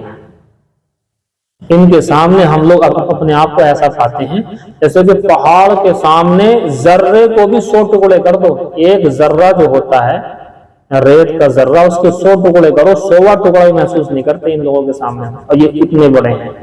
جیسے کہ پہاڑ کھڑا ہو بہت کا اور اس کے برابر میں ریت ہو، اور ریت کا ایک ذرہ ہو، ذرے کے 100 ٹکڑے ہوں، 100 ٹکڑوں میں سے 100واں ٹکڑا، اتنا بھی محسوس نہیں کرتے ان کے مقابلے اپنے آپ کو۔ اب سمجھ لو لوگ عجیب لوگ ہیں کہ صحابہ کرام کے خلاف زبان کھولتے ہیں۔ حضرت ابو ہریرہ کو حضرت امیر معاویہ کو الٹا سیدھا کہتے ہیں، نعوذ باللہ۔ کیا اوقات ہیں ان کی، کیا حیثیت ہے ان کی، بتائیے، اوقات بھی دیکھنی چاہیے انسان کو۔ چلیے غصہ آتا ہے ان باتوں پر۔ ایک ہے ادھر کے مولوی صاحب ہیں، وہ ادھر کے کیا نام لکھنؤ کے مولوی صاحب ہیں، ان کا دماغ خراب ہو گیا ہے۔ پہلے اچھے خاصے ہمارے مسلک پر ساری چیزوں پر تھے، بڑا اچھا بیان، سب انہیں عزت کرتے تھے، اور اس کے بعد حضرت امیر معاویہ کو الٹا سیدھا باغی طاغی یعنی کیا کیا، اور سرکاری مولوی حضرت ابو ہریرہ کو یعنی کیا کیا بکنا شروع کر دیا، صحابہ کو بکا۔ آج اوقات دھیلے بھر کی نہیں ہے، سارے علماء کی نگاہ میں ان کی وقت زمین پر آ گئی ہے، کہاں تو آسمان پر اٹھائے گئے تھے۔ بڑا علم ہے ان کے پاس، لیکن ایسے علم کا کیا فائدہ جو صحابہ کرام کی برائی تک پہنچا دے۔ ایسا علم نہیں چاہیے جو صحابہ کرام کی برائی تک پہنچا دے۔ اللہ انہیں ہدایت دے، اللہ ہمیں بھی ہدایت دے۔ دیکھیے فرماتے ہیں میں نے 10 سال حضور صلی اللہ علیہ وسلم، ہاں ان کی والدہ نے ان کو لا کر کے حضور کو دیا تھا، اور اس کے بعد 10 سال ہی ان کو ملے تھے، حضور کا وصال ہو گیا تھا۔ یہ ہے خدمت النبی صلی اللہ علیہ وسلم 10 سنین بالمدینہ، میں نے حضور صلی اللہ علیہ وسلم کی 10 سال خدمت کی مدینہ میں۔ وانا غلام، اور میں اس وقت بچہ ہی تھا، چھوٹا ہی تھا۔ لیس کل امری کما یشتہی صاحبی ان اکون علیہ، نہیں تھا میرا ہر کام ایسا جیسا کہ میرے صاحب یعنی میرے ساتھ یعنی حضور، نہیں تھا میرا ہر کام ایسا ہی جیسا کہ حضور چاہتے تھے، ان اکون علیہ کہ وہ کہ میں اس طریقے سے کروں، یعنی کوئی میرا کام حضور کے کہنے کے موافق تو نہیں ہوتا تھا، کیونکہ میں بالغ بچہ تھا، میں الٹے سیدھے کام کر دیا کرتا تھا۔ مگر کبھی ما قال لی فیہا اف قط، مجھے کبھی بھی اس بارے میں اف نہیں کہا، کبھی اف نہیں کہا۔ لیس کل امری، نہیں تھا میرا ہر وہ کام جو میں کرتا تھا، کما یشتہی صاحبی ایسا جیسا کہ حضور چاہتے تھے، ایسا نہیں ہوتا تھا۔ ان اکون علیہ کہ وہ ایسا ہونا کہ میں ہو جاؤں اس کام پر ایسا، یعنی جس کام پر جیسا مجھے ہونا چاہیے ویسا مجھ سے نہیں ہو پاتا تھا، باوجود اس بات کے ما قال لی فیہا اف قط، حضور نے کبھی مجھے اف تک نہیں کہا، مارنا پیٹنا دور کی بات ہے لیکن کبھی اف بھی نہیں کہا۔ وما قال لی، اور نہ مجھ سے کبھی یہ کہا لما فعلت ھذا، کہ تو نے یہ کیوں کیا، او اللہ فعلت ھذا، یا یہ نہیں کہا کہ تو نے یہ کام کیوں نہیں کیا، کیوں کیا یہ بھی نہیں، کیوں نہیں کیا یہ بھی نہیں۔ اس طرح کا مزاج اللہ کے نبی صلی اللہ علیہ وسلم کا نہیں تھا۔ معلوم ہوا کہ قوت برداشت اور اخلاق نبی زندگی میں آنی چاہیے۔ اگر زندگی میں قوت برداشت اور اخلاق نبی کا مظاہرہ کر رہے ہیں اور حقیقتاً رچے بسے ہوئے ہیں اخلاق نبی ہمارے اندر، تو آپ دیکھیں غیر مسلم بھی ایمان قبول کر جاتے ہیں۔ اتنی بات پر تو غیر مسلم بھی ایمان قبول کر جاتے ہیں۔ چکر یہ ہے کہ وہ ہمیں اسلام اور مسلمان ہم ہی کو سمجھتے ہیں، حالانکہ ہم مسلمان تو ہیں لیکن اسلام تھوڑی نہ ہے۔ اسلام تو وہ ہے جو کتابوں میں ہے۔ ایک مسلمان چوری کرتا ہے، زنا کرتا ہے، ڈاکے ڈالتا ہے، اس کے اندر اسلام کہاں ہے؟ مسلمان تو کہلائے گا یہ، لیکن اسلام کہاں دکھائی دیا؟ تو غیر مسلم تو ہم ہی میں اسلام ڈھونڈتا ہے کہ یہی ہے اسلام جو یہ کر رہے ہیں، حالانکہ جو ہم کرتے ہیں وہ اسلام نہیں ہوتا ہے۔ نمازوں کا چھوڑنا اسلام نہیں ہے، زکوٰۃ کا نہ دینا اسلام نہیں ہے، حج کا نہ دینا اسلام نہیں ہے، گالی گلوچ دینا یہ اسلام نہیں ہے، چوری کرنا ڈکیتی کرنا اسلام نہیں ہے، ایک دوسرے کا مال چھین لینا یہ اسلام نہیں ہے، تمام اعمال جو ہمارے ہونے چاہیے وہ نہ کرنا اسلام نہیں ہے۔ اب غیر مسلم یہی دیکھتے ہیں۔ بہت سے غیر مسلموں نے ایمان قبول کیا اور جن لوگوں کے ساتھ رہے ان کا عمل دیکھا کہ بھی یہ تو عمل بالکل خراب ہے ان لوگوں کے، لہذا ان کے دل میں ایمان رچا بسا نہیں تھا، دوبارہ سے اسلام چھوڑ کر کے واپس ہو گئے، نعوذ باللہ۔ کہ اللہ بھی جیسے یہ ایسے ہم ہیں، نماز یہ بھی نہیں پڑھتے، نماز ہم بھی نہیں پڑھتے، کچھ بھی نہیں کر رہے لوگ، تو لہذا بیکار ہے، یہ ہوتا ہے۔ اچھا جی، سمجھ میں آگئی تھی بات آپ کی؟ بس یہ 2 حدیثیں رہنے دیں، اگلی حدیث تو لمبی ہے۔ ہاں وہ لمبی ہے، چلیے جائیے، فی امان اللہ۔ ترجمہ کرا دیتے ہیں، ہاں ابھی لیجیے۔ کتاب الادب، یہ ادب کی کتاب ہے۔ ادب سے مراد آپ سے بیان کر چکا ہوں، ما یحمد فعلہ ولا یذم ترکہ، یہ حضرت سعید صاحب نے لکھا ہوا ہے۔ باب فی الحلم و اخلاق النبی صلی اللہ علیہ وسلم، یہ باب ہے اللہ کے نبی صلی اللہ علیہ وسلم کے اخلاق اور بردباری کے بارے میں۔ لیکن وہاں سے دیکھیں، قال انس، حضرت انس نے کہا، کان رسول اللہ صلی اللہ علیہ وسلم من احسن الناس خلقا، کہ اللہ کے رسول صلی اللہ علیہ وسلم لوگوں میں سب سے بہترین اخلاق والے تھے۔ فارسلنی، ایک دن مجھے بھیجا، یوم لحاجۃ، کسی کام کے لیے مجھے بھیجنا چاہا، فقلت، تو میں نے کہا، واللہ لا اذهب، کہ قسم خدا کی نہیں جاؤں گا، وفی نفسی، حالانکہ میرے دل میں بات یہ تھی، ان اذهب، کہ میں جاؤں گا، لما امرنی به نبی اللہ، اس کام کے لیے جس کام کا مجھے نبی نے حکم دیا ہے، جاؤں گا ذہن میں، لیکن جو ہے میں زبان سے کہہ دیا بس ایسی۔ قال فخرجت، کہتے ہیں پھر میں چل پڑا، حتی امر علی صبیانی، یہاں تک کہ میں پہنچ گیا، میرا گزر ہوا کس پر؟ بچوں پر، وہم یلعبون فی السوق، وہ بازار میں کھیل رہے تھے، فاذا، اب میں یہاں ٹھہر گیا کام چھوڑ کر کے، فاذا رسول اللہ صلی اللہ علیہ وسلم قابض، تو اچانک دیکھتا کیا ہوں کہ حضور صلی اللہ علیہ وسلم نے پکڑا ہوا ہے بقفایا، میری گدی کو، بمرائی، میرے پیچھے سے، فنظرت الیہ، میں نے حضور کی طرف دیکھا، وہو یضحک، تو حضور ہنس رہے ہیں، مسکرا رہے ہیں، فقال یا انیس، اے چھوٹے انس، اذهب، جا تو، حیث امرتک، وہاں جہاں کا میں نے تجھے حکم دیا ہے، قلت، میں نے کہا، نعم، ہادی بالکل، انا اذهب، میں جا ہی رہا ہوں یا رسول اللہ۔ قال انس فرماتے ہیں، واللہ، قسم خدا کی، لقد خدمتہ، میں نے خدمت کی حضور کی، 7 سنین، 7 سال، او 9 سنین، یا 9 سال، راوی کو شک ہے، اور اصل روایت آ رہی آگے 10 سال والی۔ ما علمت، مجھے نہیں معلوم کہ کبھی قال لشیء، کسی چیز کے بارے میں حضور نے یوں کہا ہو جس کو میں نے کیا ہے، قال شیء صنعت، اس کام کو میں نے کیا ہے، کبھی یوں کہا ہو، لما فعلت کذا و کذا، کہ تو نے ایسا ایسا کیوں کیا، ولا لشیء ترکت، اور نہ ہی کسی ایسے کام کو جس کو میں نے نہ کیا ہو، چھوڑ دیا ہو، کبھی یہ نہیں کہا ہلا فعلت کذا و کذا، کہ تو نے یہ کام کیوں نہیں کیا۔ دیکھو حضرت انس سے روایت ہے، قال فرماتے ہیں اگلی روایت کہ میں نے خدمت کی حضور کی 10 سنین، 10 سال، بالمدینہ، مدینہ کے اندر، وانا غلام، میں اس وقت چھوٹا بچہ ہی تھا، لیس کل امری، نہیں ہوتے تھے میرے سارے کام، کما یشتہی، ایسے جیسا کہ میرے صاحب میرے حضور چاہتے تھے، انا اکون علیہ، کہ میں ایسا ہو جاؤں، کہ میں اس کام پر کھڑا اتروں، ایسا ہی ہو جاؤں، ایسا مجھ سے نہیں ہوتا تھا۔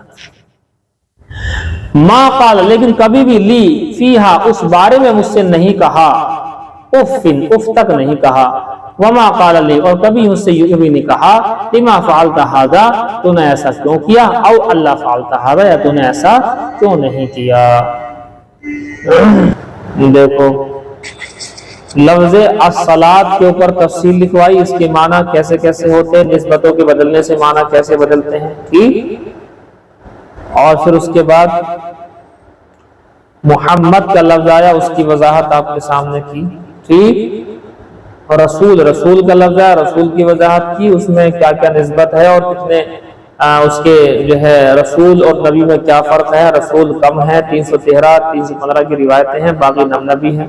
रसूल बड़ा होता है, नबी उनसे छोटा होता है, ये सारी बातें आपको बताई हैं। रसूल की तारीफ, नबी की तारीफ आपको मैंने लिखवाई है, अरबी में लिखवाई है, उसका तर्जुमा कराया है, यह आपको याद करना जिम्मेदारी है।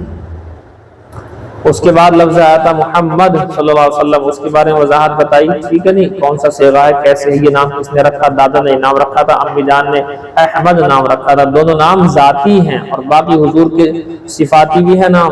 आपने वो कलाम पाक के लास्ट वाले पेज पर हुजूर के बहुत सारे नाम पढ़े हैं, वो सिफाती नाम है। जैसे अल्लाह का एक जाती नाम है अल्लाह और बाकी नाम सिफाती है। 99 इस तरीके से 99 यहाँ भी है नाम। ये बातें सारी हो चुकी। देखो आल का लफ्ज़ आएगा, इसके बाद क्या आएगा, आल। आल इसकी असल अहल थी, इसकी असल अहल है, हाँ हमजा हा लाम, अहलुन, अहलुन। आल इसकी असल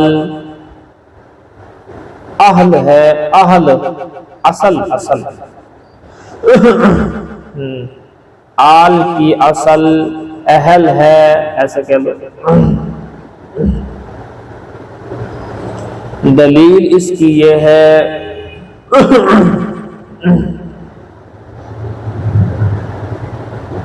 इसकी ये है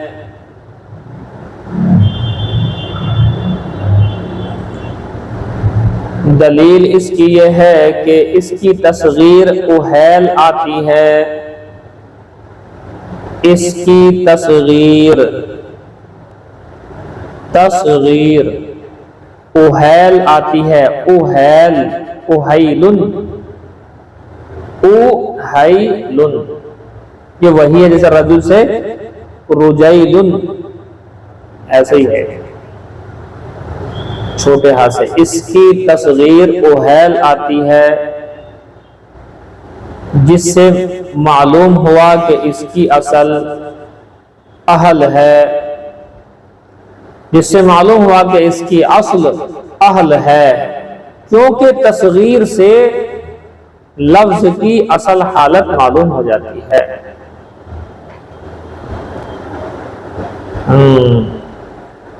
तस्गीर से मालूम हुआ कि इसकी असल अहल है, क्योंकि तस्गीर से लफ्ज की असल हालत मालूम होती है।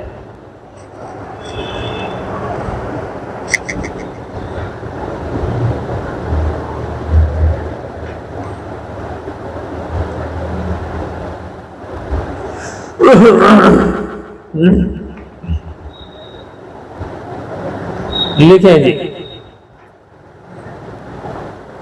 आल और अहल में फर्क, आल और अहल में फर्क,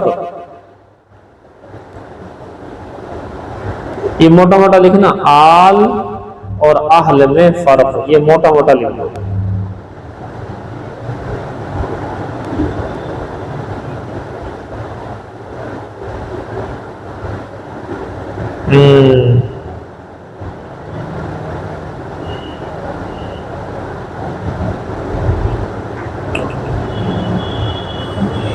फर्क नंबर 1, फर्क ये मोटा मोटा लिखना था, आल और अहल में फर्क, ये मोटा लिखना था। अब नीचे लिखो फर्क नंबर 1, पहला फर्क, या पहला फर्क लिख लो, एक ही बात है। आल की इजाफत, आल की इजाफत ذوی العقول کی جانب ہوتی ہے، ذوی العقول کی جانب ہوتی ہے، ذوی زال سے ہے، عقول یہ عقل کی جمع ہے، ذوی العقول کی جانب ہوتی ہے۔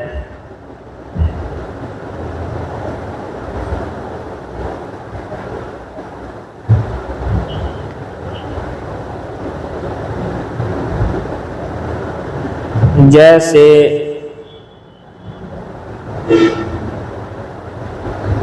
آل رسول، آل رسول، آل صحابہ، آل رسول، لام کے نیچے زیر آئے گا، یا مت بنا لینا، یا مت لکھ لینا، آل میں لام کے نیچے زیر، آل رسول، آل صحابہ۔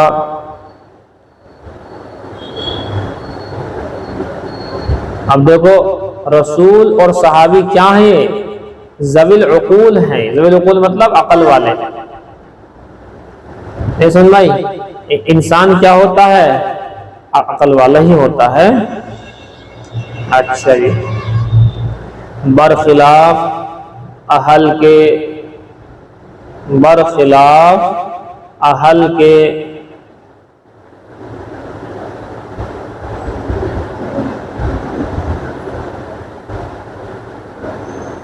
برخلاف اہل کے، اس لیے کہ وہ عام ہے، اس لیے کہ وہ عام ہے۔ مطلب یہ ہے کہ اہل کی اضافت ذوی العقول اور غیر ذوی العقول سب کی جانب ہوتی ہے۔ اہل کی اضافت ذوی العقول اور غیر ذوی العقول دونوں کی طرف ہوتی ہے۔ جیسے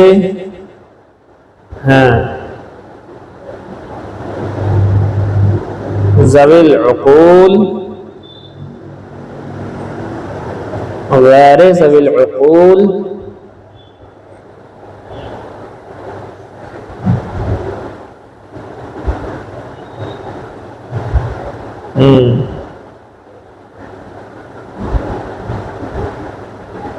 جیسے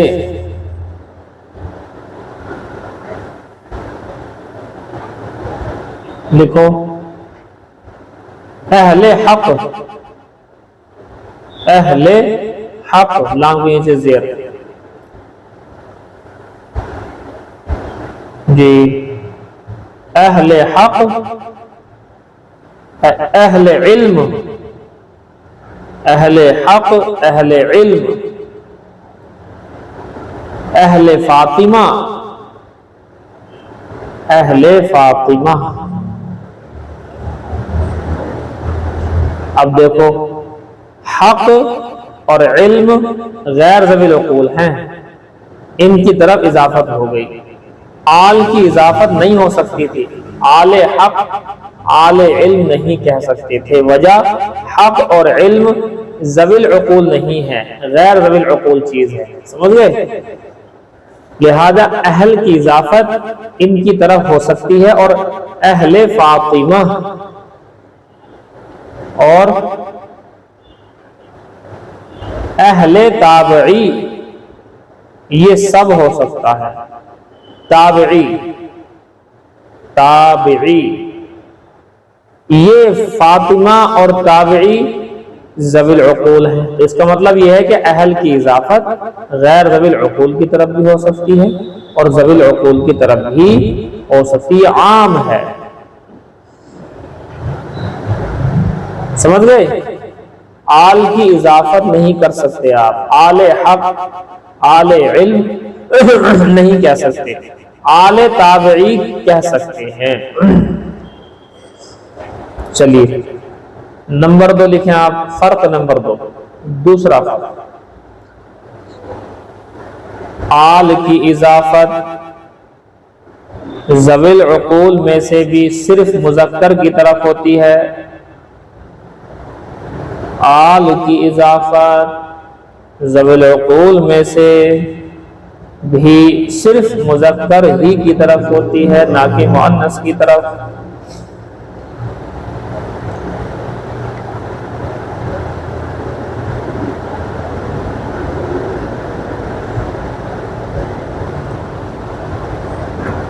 جیسے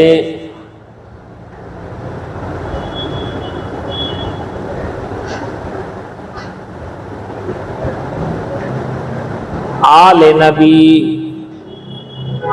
کہہ سکتے ہیں،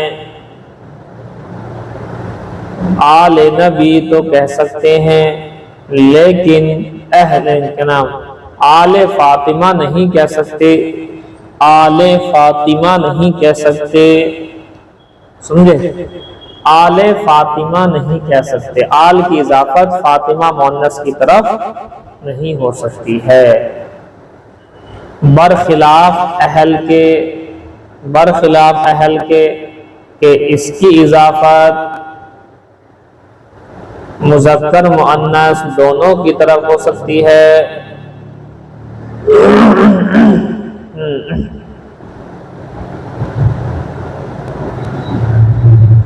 برخلاف اہل کے کہ اس کی اضافت مذکر و مؤنث دونوں طرف ہو سکتی ہے، جیسا کہ اہل فاطمہ، اہل تابعی دونوں طرح کہہ سکتے ہیں۔ فرق نمبر 3، تیسرا فرق، اہل تابعی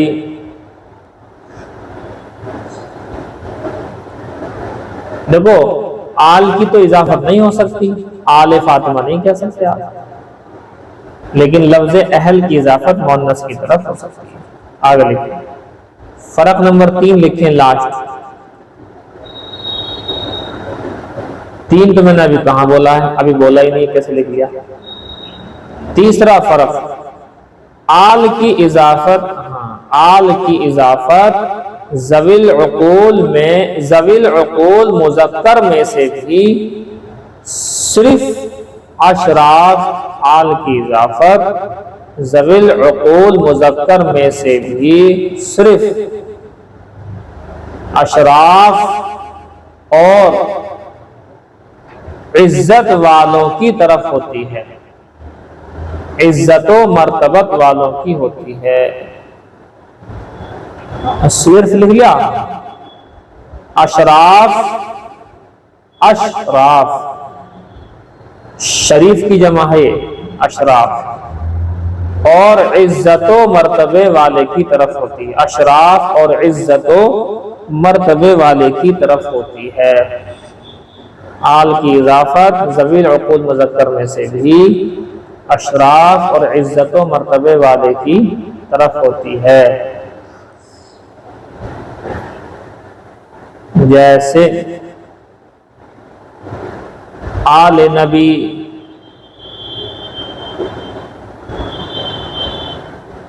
برخلاف اہل کے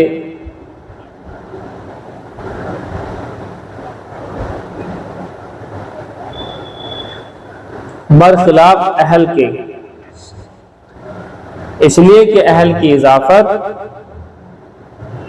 شریف رذیل سب کی طرف ہو جاتی ہے۔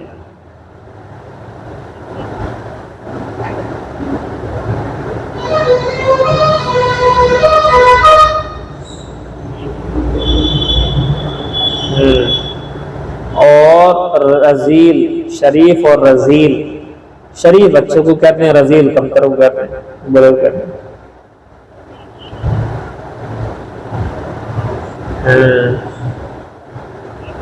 کہ دونوں کی طرف ہو سکتی ہے۔